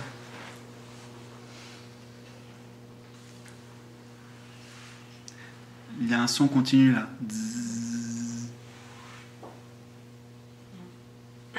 On pourrait croire que c'est à l'extérieur de nous. Mais si on arrête de croire qu'on est juste un corps, on voit juste que cette perception, elle émerge au sein de l'espace. Et c'est ça que vous êtes. Le corps, vous le voyez là. Ça prouve bien que c'est pas vous. C'est un objet vu. Et ce corps-là, il apparaît au sein de l'espace conscient que vous êtes. Vous n'êtes pas limité au corps, puisque c'est un objet perçu. Et vous êtes capable de porter votre attention sur un espace conscient. Peut-être que les yeux ouverts, c'est peut-être un peu plus dur, mais lorsqu'on ferme les yeux, si on arrête de visualiser quoi que ce soit, la seule chose que vous pensez, c'est un espace conscient. La seule chose que vous percevez, que vous vivez même. C'est même pas une perception, c'est un vécu. Vous vivez espace conscient, c'est votre nature. Un espace sans aucune limite. Et si, là par exemple, si là vous faites l'expérience que vous fermez ou non les yeux, peu importe. Mais si vous sentez l'espace conscient, la conscience, sans réfléchir, est-ce que, si vous amenez votre attention ici, est-ce que ça a un âge, ça?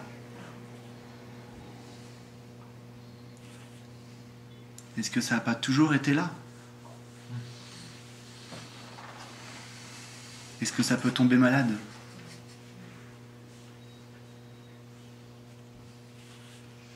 Est-ce que ça a besoin d'évoluer? Est-ce qu'il manque quelque chose?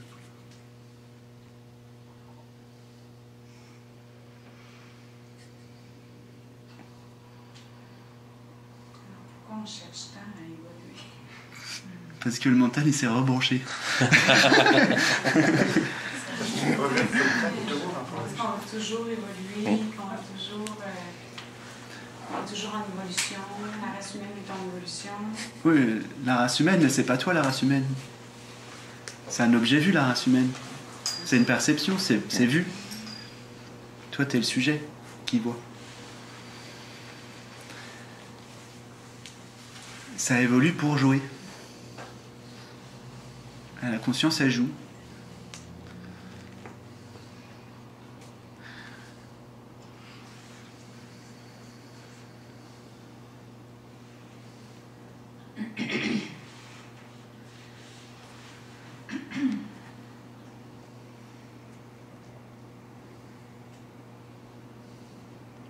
Vous avez qu'à voir... à tous les niveaux, ça se voit. On a toujours... La conscience a envie de s'expérimenter à travers plein de choses, mille et une formes, mille et une expressions.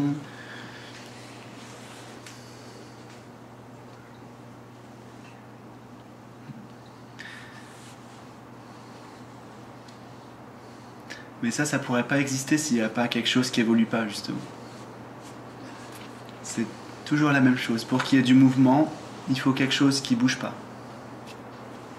Pour qu'il y ait des sons, il faut qu'il y ait un silence sous-jacent. C'est parce que une des questions que je me posais dernièrement, c'est si tout le monde est en réveil Oui. comme ça. C'est déjà ça. C'est déjà le cas. C'est déjà comme ça. Ouais. Puis admettons que tout le monde on est conscient d'être conscient. Ouais, c'est ça. D'être la conscience. On est tout en même place. Consciente d'elle-même. Mais là, elle jouera plus. Elle jouera plus? Ouais, elle va faire comme ça. Pourquoi pas? Ça se passer quoi si tout le monde... Peut-être pas. Pourquoi elle jouerait plus? Tout le monde est tout le temps présent. Ouais. Elle va jouer à quoi? S'il n'y avait plus d'ego. Elle peut continuer à jouer. Ouais. On va se promener d'un point à l'autre. Ça peut continuer à jouer. Ouais. Tu crois que la nature n'a pas besoin d'un ego pour jouer, hein? Exactement. Il y a... Il n'y en a pas dans la nature, effectivement. Regarde. J'ai pas les feuilles de l'autre. Il n'y a que l'humain qui pense qu'il est séparé de la nature. C'est pour ça qu'il dit l'environnement. Sous-entendu qu'il ne fait pas partie de la nature, qu'il ne fait pas partie de la vie. Mais ça, c'est qu'une pensée. On est dans la nature, on est la nature. On est la nature même. On est la vie partout. Sauf qu'on fonctionne d'une façon un peu différente. Et il n'y a pas très longtemps, avant de partir justement au Québec, il y avait ma compagne qui avait pas mal de turbulences, on va dire, qui était un peu secouée intérieurement. Il y avait de l'émotionnel aussi. Et on était en pleine nature. Et à ce moment-là, je lui dis, regarde autour de toi. Qu'est-ce qui fonctionne avec le mental autour de toi? Rien du tout. Il n'y a que les humains qui en font un plat de leur histoire personnelle, mais les petits oiseaux, ils ne se posent pas la question c'est moi qui ai fait mon nid. On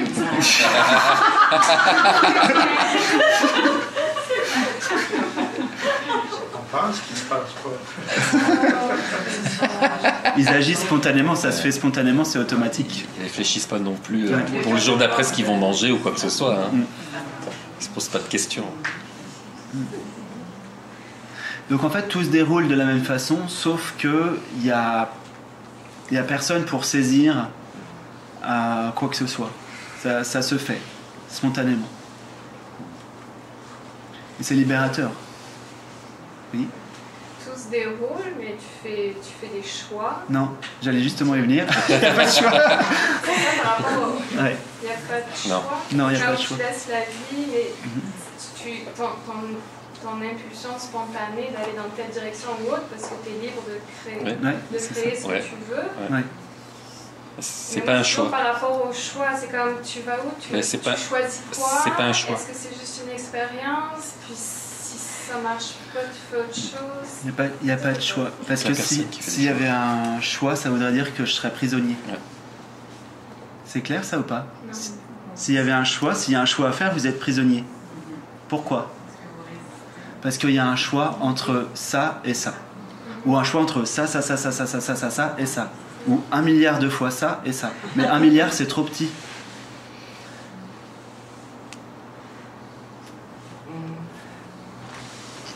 La liberté, c'est quand il n'y a plus de choix. Parce que un choix, ça veut dire que vous êtes toujours restreint entre la solution A et B. Mais la vraie liberté, c'est quand il n'y a plus que... Bon, là, c'est un texte que j'avais écrit. Il n'y a plus que C, c'est-à-dire le cœur. Il n'y a plus A et B du mental, il n'y a que C. Ça s'exprime tout seul. On a dit tout à l'heure, tu es incapable de prévoir tes pensées à l'avance. Souvent, quand tu fais un choix, ça part à partir d'une pensée. Je vais faire ça ou ça. Si tu n'as pas choisi tes pensées, tu n'as pas choisi tes choix non plus. Automatiquement. Il n'y a pas de choix. Donc, t'as rien de planifié d'avance? Ça se planifie de soi-même. Même les dates, tu vois, dans le prochain mois, c'est maintenant que ça se passe. Oui. C'est pas une projection. Oui. Il n'y a rien à faire. C'est ça. Et tout est dans maintenant. Tout est maintenant. Absolument tout est maintenant. Et ce qui est marrant, c'est que quand on est vraiment maintenant, on goûte davantage. Ah, ça va paraître bizarre, mais bon. On sait davantage ce qui se dessine. Pourquoi ? Parce que ça s'en découle. C'est comme... Ah, ça c'est vraiment pas évident à expliquer. Le courant, le futur est déterminé par rapport à maintenant. Et selon le feeling de maintenant, on peut savoir l'orientation du futur. Et c'est ça qui est marrant, c'est que plus on est maintenant, plus on sait à l'avance que ça va se passer ou pas. Et donc c'est encore plus fluide. Très très très souvent, quasiment tout le temps en fait, je suis prévenu à l'avance quand quelque chose ne va pas se faire, par exemple. Tu le sens? Ouais. Ouais. Quand il est supposé y avoir une frustration parce que quelque chose va bloquer, je le sais à l'avance. Donc comme je suis prévenu, il y a encore moins de... Du coup, c'est drôle. Du coup, on rigole. Parce qu'on le savait déjà. Ouais, c'est ça. Tu ne choisis pas.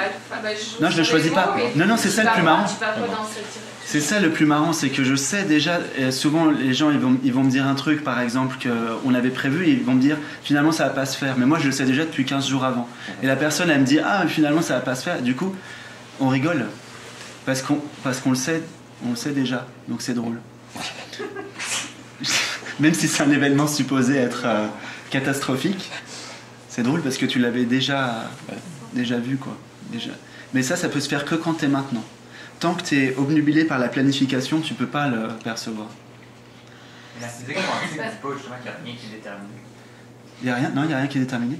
Mais comme il n'y a pas longtemps, tout est déterminé. Ouais. Avant. Mais il n'y a rien qui est déterminé. Pourquoi? Parce que maintenant change. C'est pas que ça change, mais tout peut avoir lieu et en une fraction de seconde, tout pourrait quand même se modifier. Sauf que le truc, c'est que la plupart des humains sont identifiés au petit moi. Et le petit moi est extrêmement prévisible puisqu'il agit selon les programmes informatiques qu'on s'est mis depuis tout petit. Donc comme vous êtes le numéro 27, parce que vous avez le programme 27, depuis tout petit on vous a dit vous êtes le 27, vous allez toujours choisir le choix 27. Donc on sait de A à Z votre vie, ce sera la vie de 27, jusqu'au bout. Faut télécharger une autre application. Exactement. Mais même si vous téléchargez d'autres applications, ça ne vous fera pas sortir. Tant que vous restez avec des programmes, ce sera... L'application sans programme. Ouais, c'est ça, sans programme. C'est déterminé, mais c'est pas prévisible. Tant que tu es dans le personnage et que tu crois être le personnage, tu es prévisible.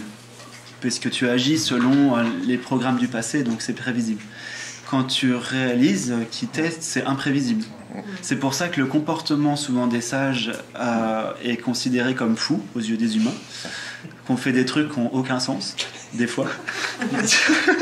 Ça n'a aucun sens au niveau du mental. Parce qu'on est sorti des schémas, quoi.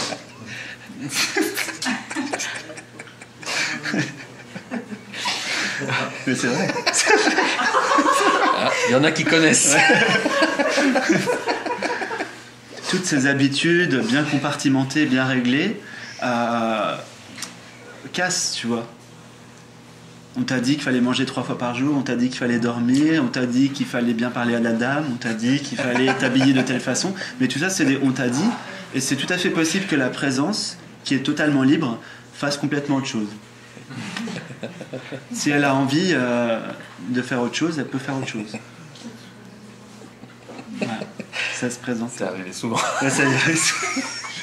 Ouais. Ça veut dire que si on prend un nouveau-né, oui. On alimente avec un tuyau, jamais de contact relationnel avec personne, juste pour s'assurer de sa survie, il ne développera jamais ces programmes-là, étant donné que... Il va quitter son corps.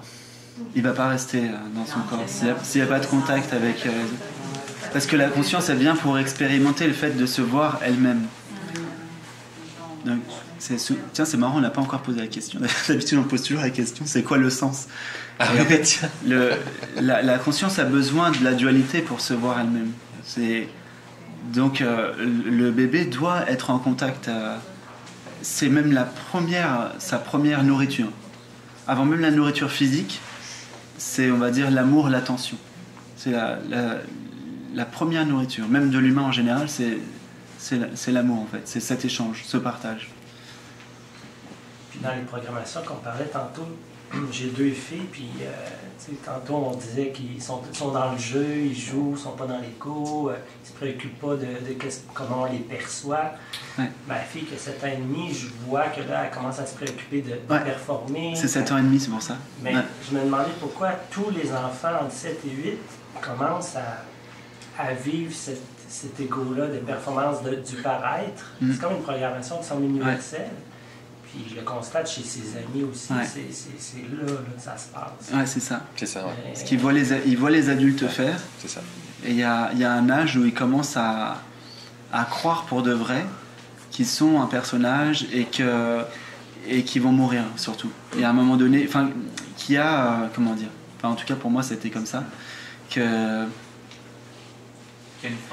Ils croient en fait qu'il y a quelque chose à accomplir à 7 ans. C'est ça qu'on leur demande. Oui. On n'arrête pas depuis. Exactement. Oui. On leur apprend depuis tout petit. Ouais. On va changer, mais l'école, ça ne change pas. Oui. Ouais. Est-ce que ça veut dire que ça prend une certaine maturité cérébrale avant que la conscience vienne voiler et arriver avec cet état d'égo-là? Parce que ça arrive toujours dans les mêmes... À peu près, ouais, à peu près aux mêmes âges. Ouais, c'est ça. Donc ça prend... Ça prend surtout le fait que les enfants baignent là-dedans. Ouais. Baignent dans cette idée qu'il faut absolument un but. Il faut un but. Et c'est ça qui commence à créer la souffrance. Et puis après, les enfants, comme tu dis, ils commencent à se chicaner, puis à être dans le paraître et tout ça. Tout ce qui se met en travers de ton chemin, sur ton but, ça commence à t'embêter, quoi. À te gêner. Et les enfants, ils commencent à sentir un frottement. En général, ils peuvent sentir un mal-être à ce moment-là. Sentir que ça dissonne un peu. Moi, c'est à partir de l'âge de 10 ans où j'ai commencé à être déprimé parce que je voyais pas du tout d'intérêt en fait à ça. Ça n'avait aucun sens. Vouloir avoir un but dans le matériel, je voyais pas l'intérêt puisqu'on va mourir. Donc, il n'y a pas d'achèvement définitif. Tout ce que tu peux attraper avec dans la paume de ton expérience va être de la poussière. Après, il y a des exceptions. C'est pas tous les enfants. Je suis juste surpris que la conscience le fasse à tous. Oui, à une tranche d'âge bien près. Oui, mais c'est là que je me pose des questions par rapport à la neurologie ou à des concepts plus physiques. Ouais. Parce que ça prend, on dirait que ça prend un certain stade de développement du cortex pour que là, tout d'un coup, la conscience le fasse. Ouais.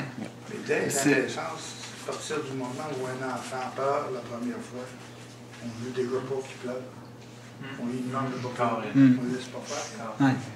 Ça ne va pas à 6 ans, là. Ça va bien avant. Non, je sais, mais c'est juste plus c'est dès le départ. Ouais. C'est oui, non, on a plein d'états, mais on a flagrant dans ces âges-là. Ouais, c'est vrai qu'à ces âges-là, il y a une manifestation de l'ego qui est plus prononcée, et les humains appellent ça l'âge de raison.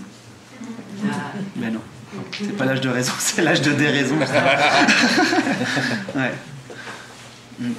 Mais il y a besoin de... C'est un jeu tout ça. C'est un jeu. Il y a le paquet cadeau qui se fait à cet âge-là, puis après ça se déballe. C'est un jeu. Et est-ce qu'on peut les aider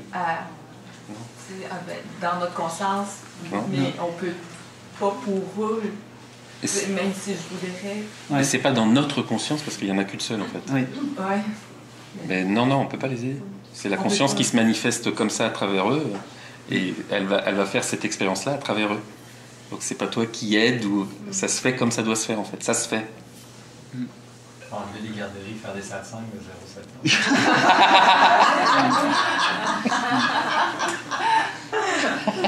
Mais une personne qui aurait je travaille avec des personnes âgées, puis il y en a qui commencent au niveau de l'Alzheimer. Ouais. Est-ce qu'ils peuvent être encore plus êtres? Ils n'ont plus de la mémoire, ils ont plus... Je les vois souffrir de ne pas se rappeler un nom, je les vois souffrir de... Est-ce que eux autres, ils peuvent atteindre ils sont plus dans le raisonnement, ils sont plus dans... Oui, bien sûr. Bien sûr. Ben, justement, ils perdent tout le reste. Ouais. On le raisonne.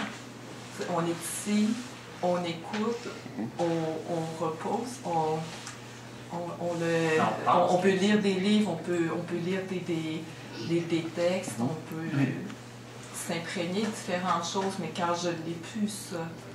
Ouais, mais il n'y a pas besoin de tout ça pour goûter le fait d'être. Très souvent, les personnes âgées, elles perdent de la mémoire. Mais il n'y a pas besoin de tout ça pour goûter maintenant. La seule vie, c'est maintenant, de toute façon. Et tous les souvenirs, j'ai envie de dire, c'est un peu en trop, en fait. Ça sert à rien. C'est juste dans la tête. L'histoire personnelle qu'on se raconte, c'est que dans la tête. Rien n'existe là. Rien n'a jamais... Pour le vécu direct, je parle, ça n'a pas eu lieu. Ça n'a jamais eu lieu, en fait. Tout ça, ça reste au niveau mental, mais... D'ailleurs, très souvent, les gens qui ont réalisé le soi, ils ont quelques difficultés avec la mémoire. Ouais. Je peux te le dire. Ah ouais, mais c'est flagrant. Hein. Bah oui. C'est vraiment flagrant. Quoi. Parce que des fois, tu leur demandes, mais... Et avant la réalisation, des fois, ils sont incapables, puisqu'ils sont toujours pareils et maintenant. Donc, ils sont incapables de t'expliquer ou de te dire, ils ne se souviennent même pas. Et ça va même beaucoup plus loin, hein, des fois.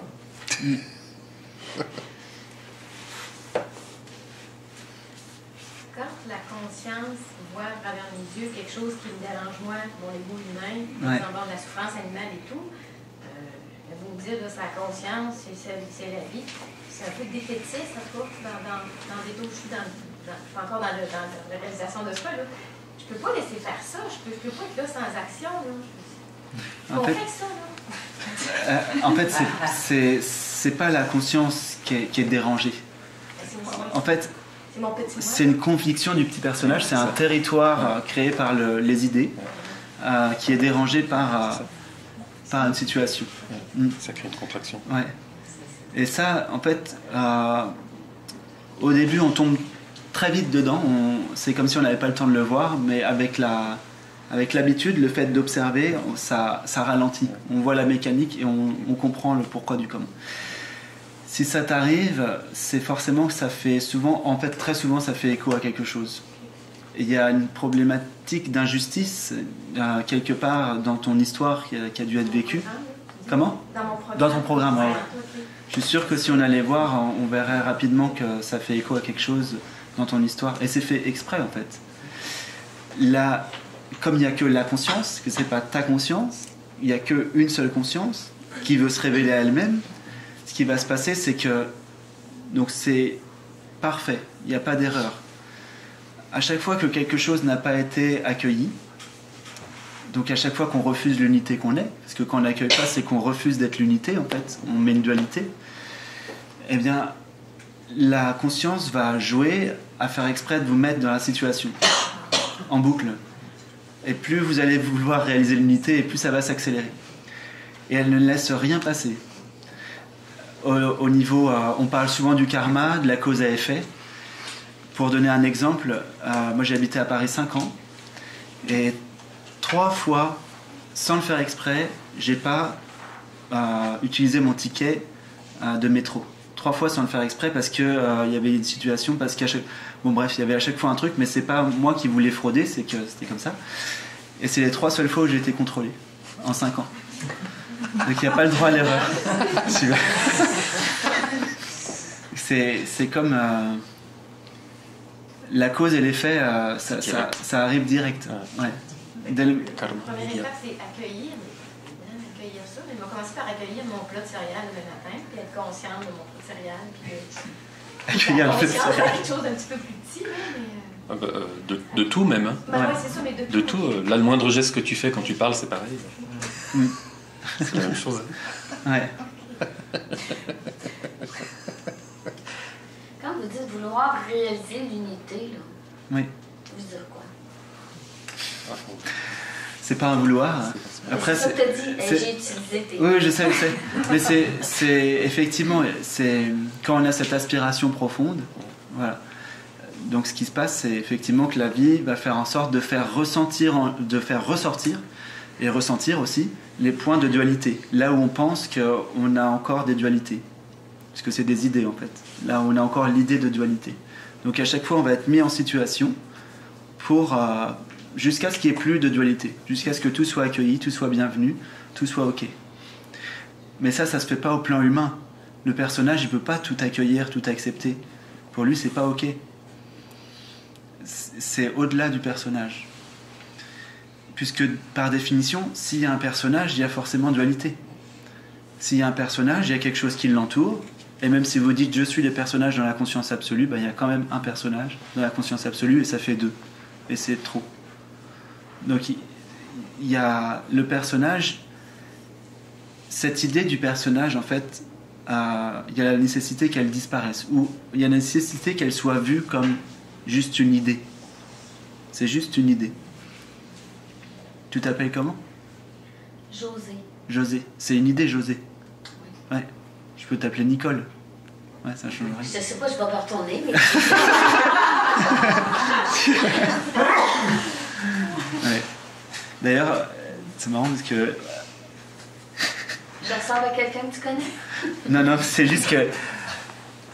Tu vois, j'ai une école de yoga, j'ai beaucoup d'élèves et j'ai beaucoup de mal avec les prénoms. Tu vois, il y a des élèves, ça fait 1 an qu'ils viennent et à chaque fois, je leur dis Françoise. Non, c'est Marie-Chantal. Ok.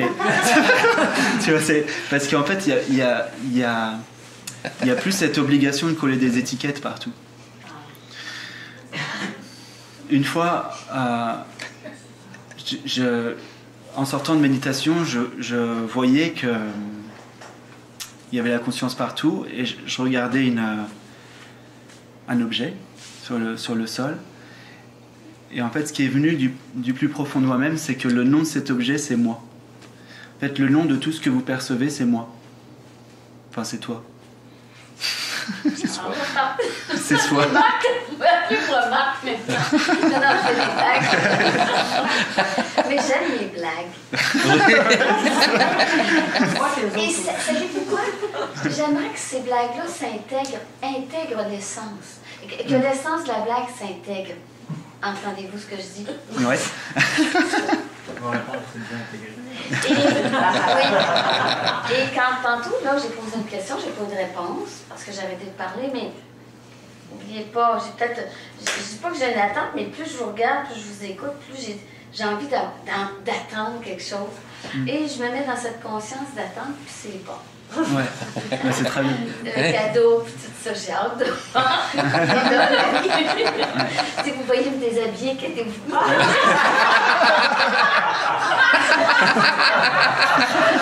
C'est avec moi-même.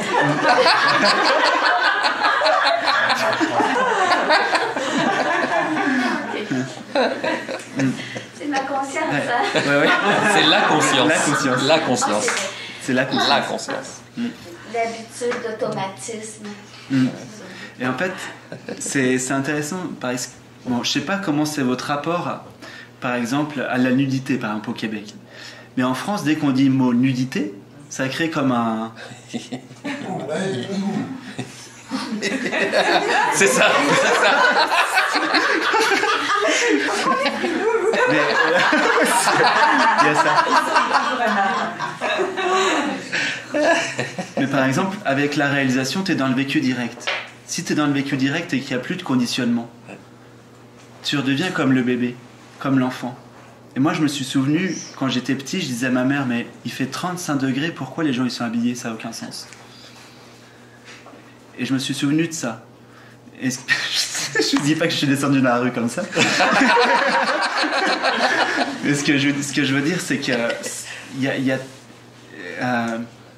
tu vois, pour dire, là tu vois ce que tu dis, ça peut apparaître comme fou aux yeux des humains, de se dire hop, je vais me dénuder, tu vois. Mais pour la conscience, en fait, elle est tellement dans le vécu direct qu'il y a tellement de tous ces programmes-là, tous ces trucs ajoutés, on va dire qu'on les garde juste pour passer un peu incognito, pour passer un peu dans le social. Mais on voit vraiment que tout ça, c'est pas vrai, si tu veux, vraiment.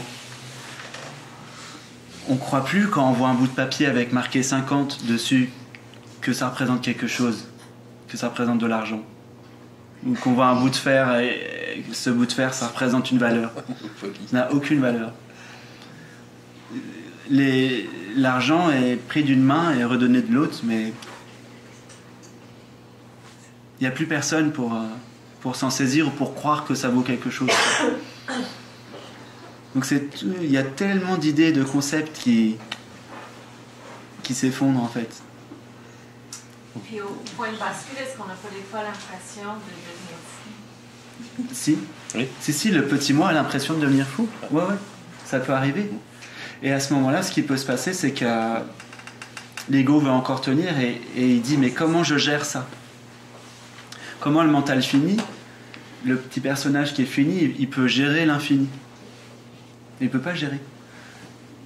Donc la seule chose à faire, c'est justement de s'abandonner, quoi. Il n'y a rien à faire. Est-ce que ça a été dur dans votre cas, le basculement? Non, parce que ça a été très progressif. Mais j'en connais pour qui ça a été dur. Moi aussi. Moi aussi. Ouais. Mais tantôt, j'ai posé une question s'il y avait un processus. Ce que j'ai entendu, c'était non. Oui. Là, tu me dis c'est progressif. Oui. Les deux sont vrais. Il a du mal le mental avec ça.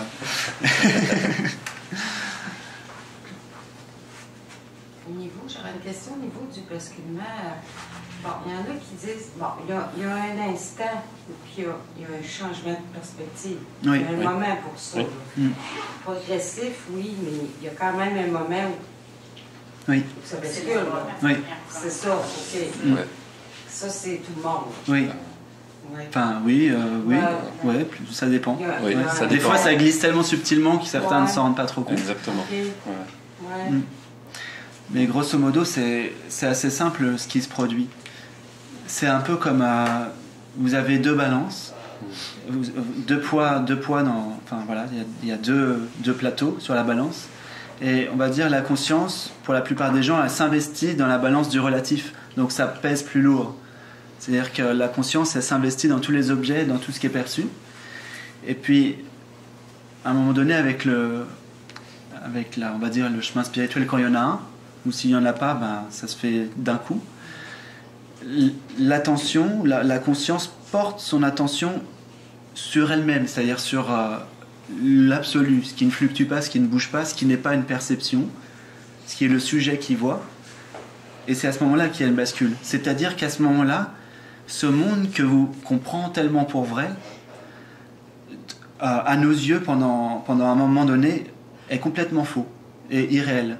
Pourquoi c'est irréel? Parce que ça fluctue, ça bouge. Donc c'est comme si quelque part c'était déjà, si on voulait être radical, c'est déjà mort.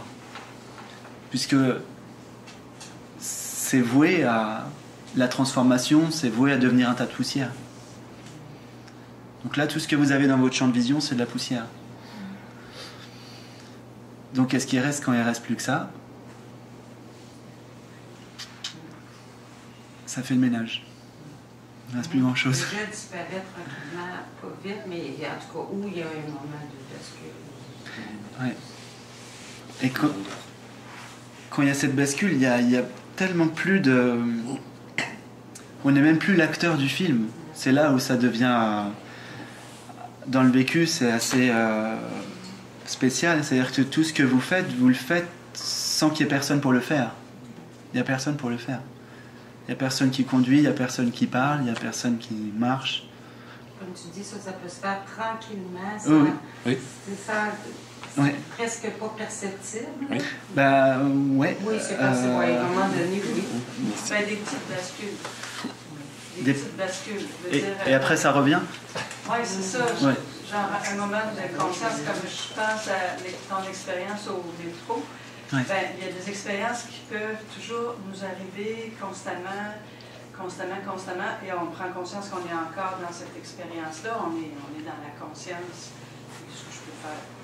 Je sors, bon, ok, je suis encore là-dedans. Ouais. Mais là, ça continue, je suis encore touchée, je suis encore bouleversée, ah, je suis encore là-dedans, je repars, je suis encore bouleversée, j'ai encore des émotions. Ah, j'ai un petit instant où je suis dans l'observateur, je repars là-dedans. C'est parce que, en fait, tu vois, tes mots parlent. Quand tu parles, on voit que c'est pas encore vraiment clair. Parce que tu dis, j'ai encore des émotions, j'ai un, et après tu dis, je suis dans l'observateur, je suis dans la conscience. Sous-entendu que tu es autre chose que la conscience. Il y a encore l'idée d'un déplacement d'un endroit à un autre. Mais c'est pas vrai. Tu n'es pas dans la conscience, tu es la conscience. C'est pas un état. C'est ce que tu es. Quel est le point commun entre le moment où tout fluctue dans la vie et le moment où tu es en méditation sans aucune perception? C'est ça la vraie question. C'est quoi le point commun? Comment? T'es pas obligé. Peu importe. Quel est le point commun entre tout ce que tu fais dans la vie? Si tu ressens une émotion, oui. Il y a quelque chose qui se passe à l'intérieur. Oui. Mais si tu t'éloignes, en réalité, juste un nuage, oui. que tu te mets à l'observer, elle va changer de forme. Oui. L'émotion va finir par se transformer. Oui, oui, c'est vrai. Si tu résistes pas, oui. Ouais, exactement. Tu peux faire ça toute ta vie, ça ne veut pas dire que tu vas basculer dans ta pleine conscience, dans la conscience pure. Mais ça va aider. Ça va aider. Ça peut faciliter les choses. C'est comme si tu pratiques un sport, tu vas exceller. Ouais. Ça ne veut pas dire que tu vas exceller tout le temps, ça ne veut pas dire que tu vas être à la grande vedette. Tu sais, quand tu es rendu à pleine conscience, conscience pure, que tu es déjà. Tu es là. Oui. S'il arrive une émotion, tu ne rentres pas dans l'émotion. Tu penses. En fait. Oh, si tu le dis, voilà, rentres-tu dans l'émotion? Ça existe. Tout ça c'est pour ça que les premiers sages, on les appelait les rishis, ce qui veut dire ceux qui voient. C'est parce que c'est important de voir tous les mécanismes et de comprendre tous les mécanismes. De voir toute cette agitation et de bien la voir à plat, que ça soit vraiment très clair, très posé, comment ça se manifeste. Par exemple, souvent, quand on n'est pas bien, le mental, il se contente d'un « je suis fatigué ». Je suis fatigué, c'est pas suffisant. Pour se connaître soi-même, c'est pas suffisant. Comment c'est « je suis fatigué », c'est ça. Faut aller voir en détail comment ça fait. Toutes les expériences, en tout cas, qui se passent, qui se présentent, qui sont vécues, et surtout celles qui ne sont pas accueillies, on doit en comprendre la mécanique. Et c'est comme ça qu'on tombe plus dedans. Pour comprendre la mécanique, il faut que tu l'observes. Ouais, exactement. Il y a des idées qui vont immerger pour réussir à le comprendre, non? Non, il ne faut pas suivre les flashs. Les flashs du mental, en fait, si tu suis les flashs du mental, tu quittes maintenant. Et comme la conscience, elle est que maintenant, tu brodes une histoire, mais tu ne vas pas résoudre, par exemple, un émotionnel, par exemple. L'émotionnel, si tu suis les flashs du mental, ce qui se passe très souvent, quand tu vis quelque chose de difficile, tu vas suivre les flashs. Tu vis une douleur, ça va se remémorer l'événement en boucle et la douleur est réactivée. C'est pas comme ça que ça va se transformer, comme pour reprendre tes mots. C'est en restant pleinement maintenant et en goûtant l'expérience. Parce que les flashs du mental, en fait, ça t'évite de la vivre pleinement. Ça ne veut pas dire qu'ils vont venir des pensées. Comment? Quand tu l'observes, oui. Tu fais ça neutre en réalité. Neutre, ça ne veut pas dire qu'il n'y aura pas de pensées qui vont venir, ils vont te parler pareil. S'il y a des flashs, tu les laisses passer, mais tu les suis pas. Tu les suis pas, les flashs du mental. Tu restes maintenant. Et comme je dis souvent, le maintenant guérit tout. Parce que maintenant, il n'y a aucun regret du passé, il n'y a aucun doute sur le futur et aucune préoccupation. Donc si vous êtes vraiment maintenant, vous êtes libre là tout de suite. Si vous êtes maintenant. Tu peux transformer la maladie. Il n'y a même pas à chercher à transformer quoi que ce soit, ça s'accueille de fait. Et ça se vit de fait. Ouais. Tu as une difficulté physique, tu as une douleur physique, la maladie, on est au même niveau. Ouais. Si tu es malade, tu l'observes, cette maladie-là, tu l'accueilles, oui. Sauf qu'à oui, tu la vis, mais à partir de l'idée je suis une personne, c'est souffrant, si tu veux. Si tu penses être une personne malade, c'est pas la même chose que si tu es la conscience qui observe cette perception de manière neutre. C'est pas du tout la même chose. Si vous rentrez dans une sensation, quelle que soit la sensation, même si c'est émotionnel, même si c'est physique, etc., c'est toujours la même chose, c'est une vibration dans un espace. Réellement. Et il n'y a rien d'autre. Je sais pas si c'est clair, ça. Une vibration dans un espace. Oui. Je tente de quoi, là, puis j'envoie le fonctionnement. T'envoies le fonctionnement. Je n'ai pas réussi encore dans sa totalité, mais je laisse aller ça. Ouais. Je sais que c'est facile d'avoir des pensées, mais de ne pas rentrer dans la pensée, c'est autre chose. C'est rester là. Tu sais que c'est difficile à expliquer. Comment expliquer la maladie ou la douleur physique? C'est l'expérience. Ouais, l'expérience. C'est ça, tout à fait, de la conscience. Toujours la même chose. Toujours pareil. Et ça a un sens, quand même. C'est pour te ramener à qui tu es. La souffrance, je l'avais déjà dit, mais dans d'autres sens, la souffrance est là pour vous ramener là où en vous, il n'y a pas de souffrance. C'est fait exprès pour vous libérer. C'est comme une petite claque qui vous, qui vous tourne la tête dans la bonne direction. Et si vous n'écoutez pas, la claque, elle va être de plus en plus forte. Il vaut mieux... Il n'y a pas 36 000 voies pour réaliser le soi. Soit vous suivez l'amour et, comment dire, l'élan intérieur, le cœur, ou soit c'est la souffrance qui va entrer en jeu, ce qui est le cas pour la plupart des gens. Et c'est ça qui va faire que ça va vous pousser à vous libérer. À se libérer. Et pas les deux en même temps. Ça peut être les deux en même temps, pourquoi pas. Oui, c'est vrai. Ça peut être les deux en même temps. C'est avant d'arriver là, puis de comprendre ce mécanisme-là, ou d'accepter ce mécanisme-là, toujours juste être une victime de tout ce qui t'arrive. D'être une victime. D'être une victime de tout ce qui arrive, de tout ce qui peut t'arriver, que ce soit un accident, de maladie ou autre. Non, t'es pas obligé, c'est pas obligé que ça se produise comme ça. Ben non. Non. Et quand ça, tu vis ça, ouais. Tu es la victime de tout, on peut toujours la faute de quelque chose. Ah oui, c'est ça. Oui.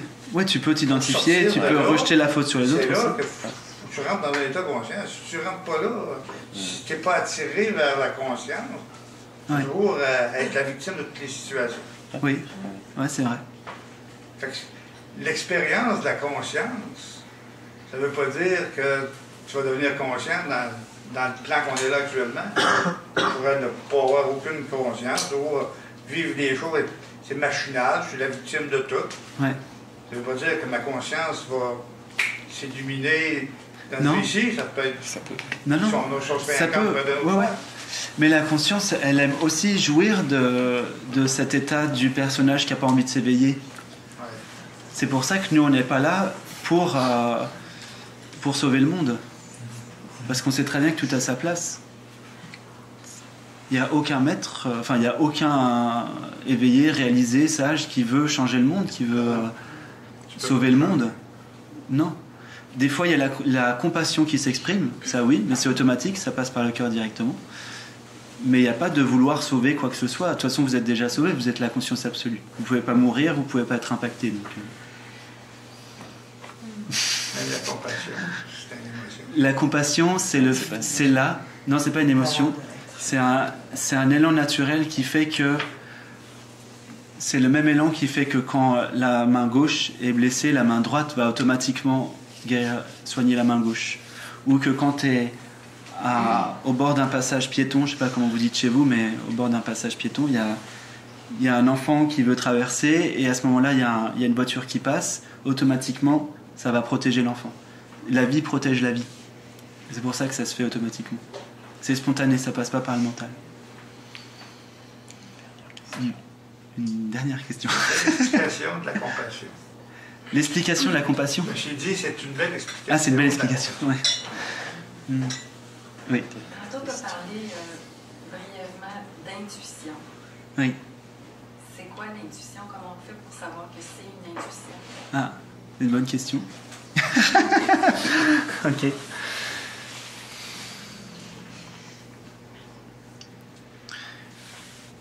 quand tout existe maintenant, tout est là maintenant. Donc comme tout est là maintenant, ce qui va se passer, c'est déjà passé.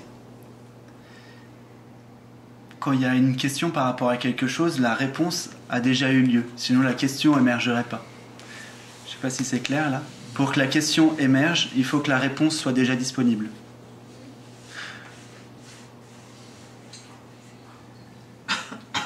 Et l'intuition, c'est simplement de vivre ici ce qui s'inscrit naturellement dans le courant, tu vois, naturellement. À chaque fois que tu suis pas ton intuition, mais à chaque fois que tu suis l'élan du mental, je dis pas qu'il n'y a pas quelque chose qui doit se vivre, la conscience voilà, veut vivre quelque chose certainement, mais dans le cœur ici en tout cas ça peut dissonner, ça dissonne, ça ferme, ça se serre. Donc un bon moyen d'écouter l'intuition, c'est de voir si lorsque tu penses à quelque chose dans l'avenir par exemple, si tu as un doute, souvent on utilise l'intuition pour l'avenir, si tu sens que ça s'ouvre quand tu penses à cette chose-là, c'est que c'est juste, c'est que c'est correct. Et si tu sens que ça se ferme, c'est qu'il y a un truc qui doit être réajusté. Ça ne veut pas dire que c'est tout faux, mais des fois ça peut être un tout petit truc à réajuster. Ça va être un ressenti.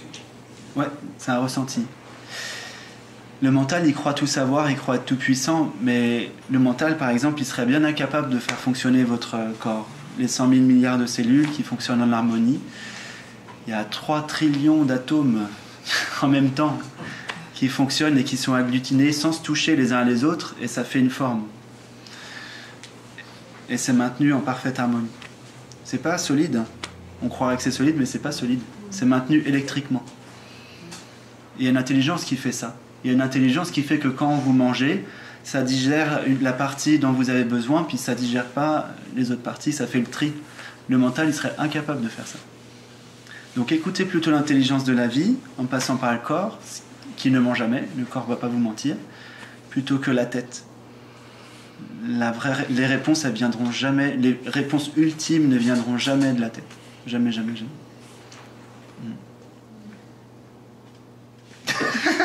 Dernière. Ouais, on peut créer, c'est comme la pensée ou ce qu'on crée avec. La pensée peut créer, mais quelque part, on ne crée pas non plus parce que c'est déjà là.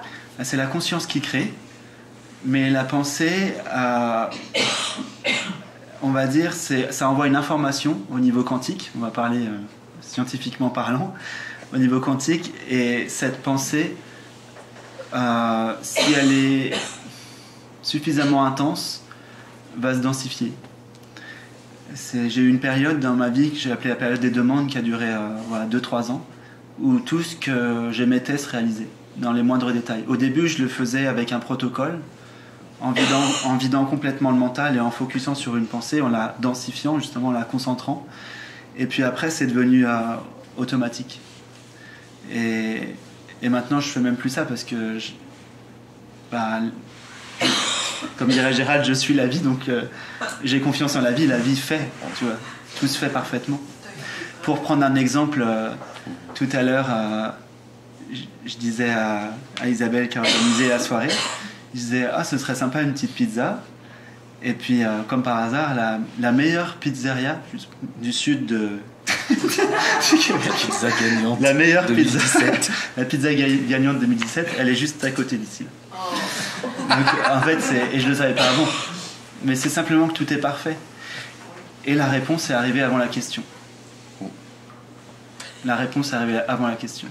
Si la question est venue, tiens, je mangerais bien une pizza, c'est parce que la conscience savait déjà que la meilleure pizza était à côté. C'était déjà disponible. Voilà, c'était déjà disponible, exactement. C'est déjà disponible. Voilà.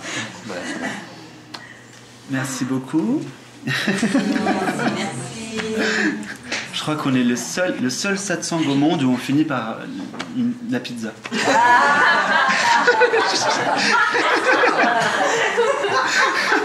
Quelle idée.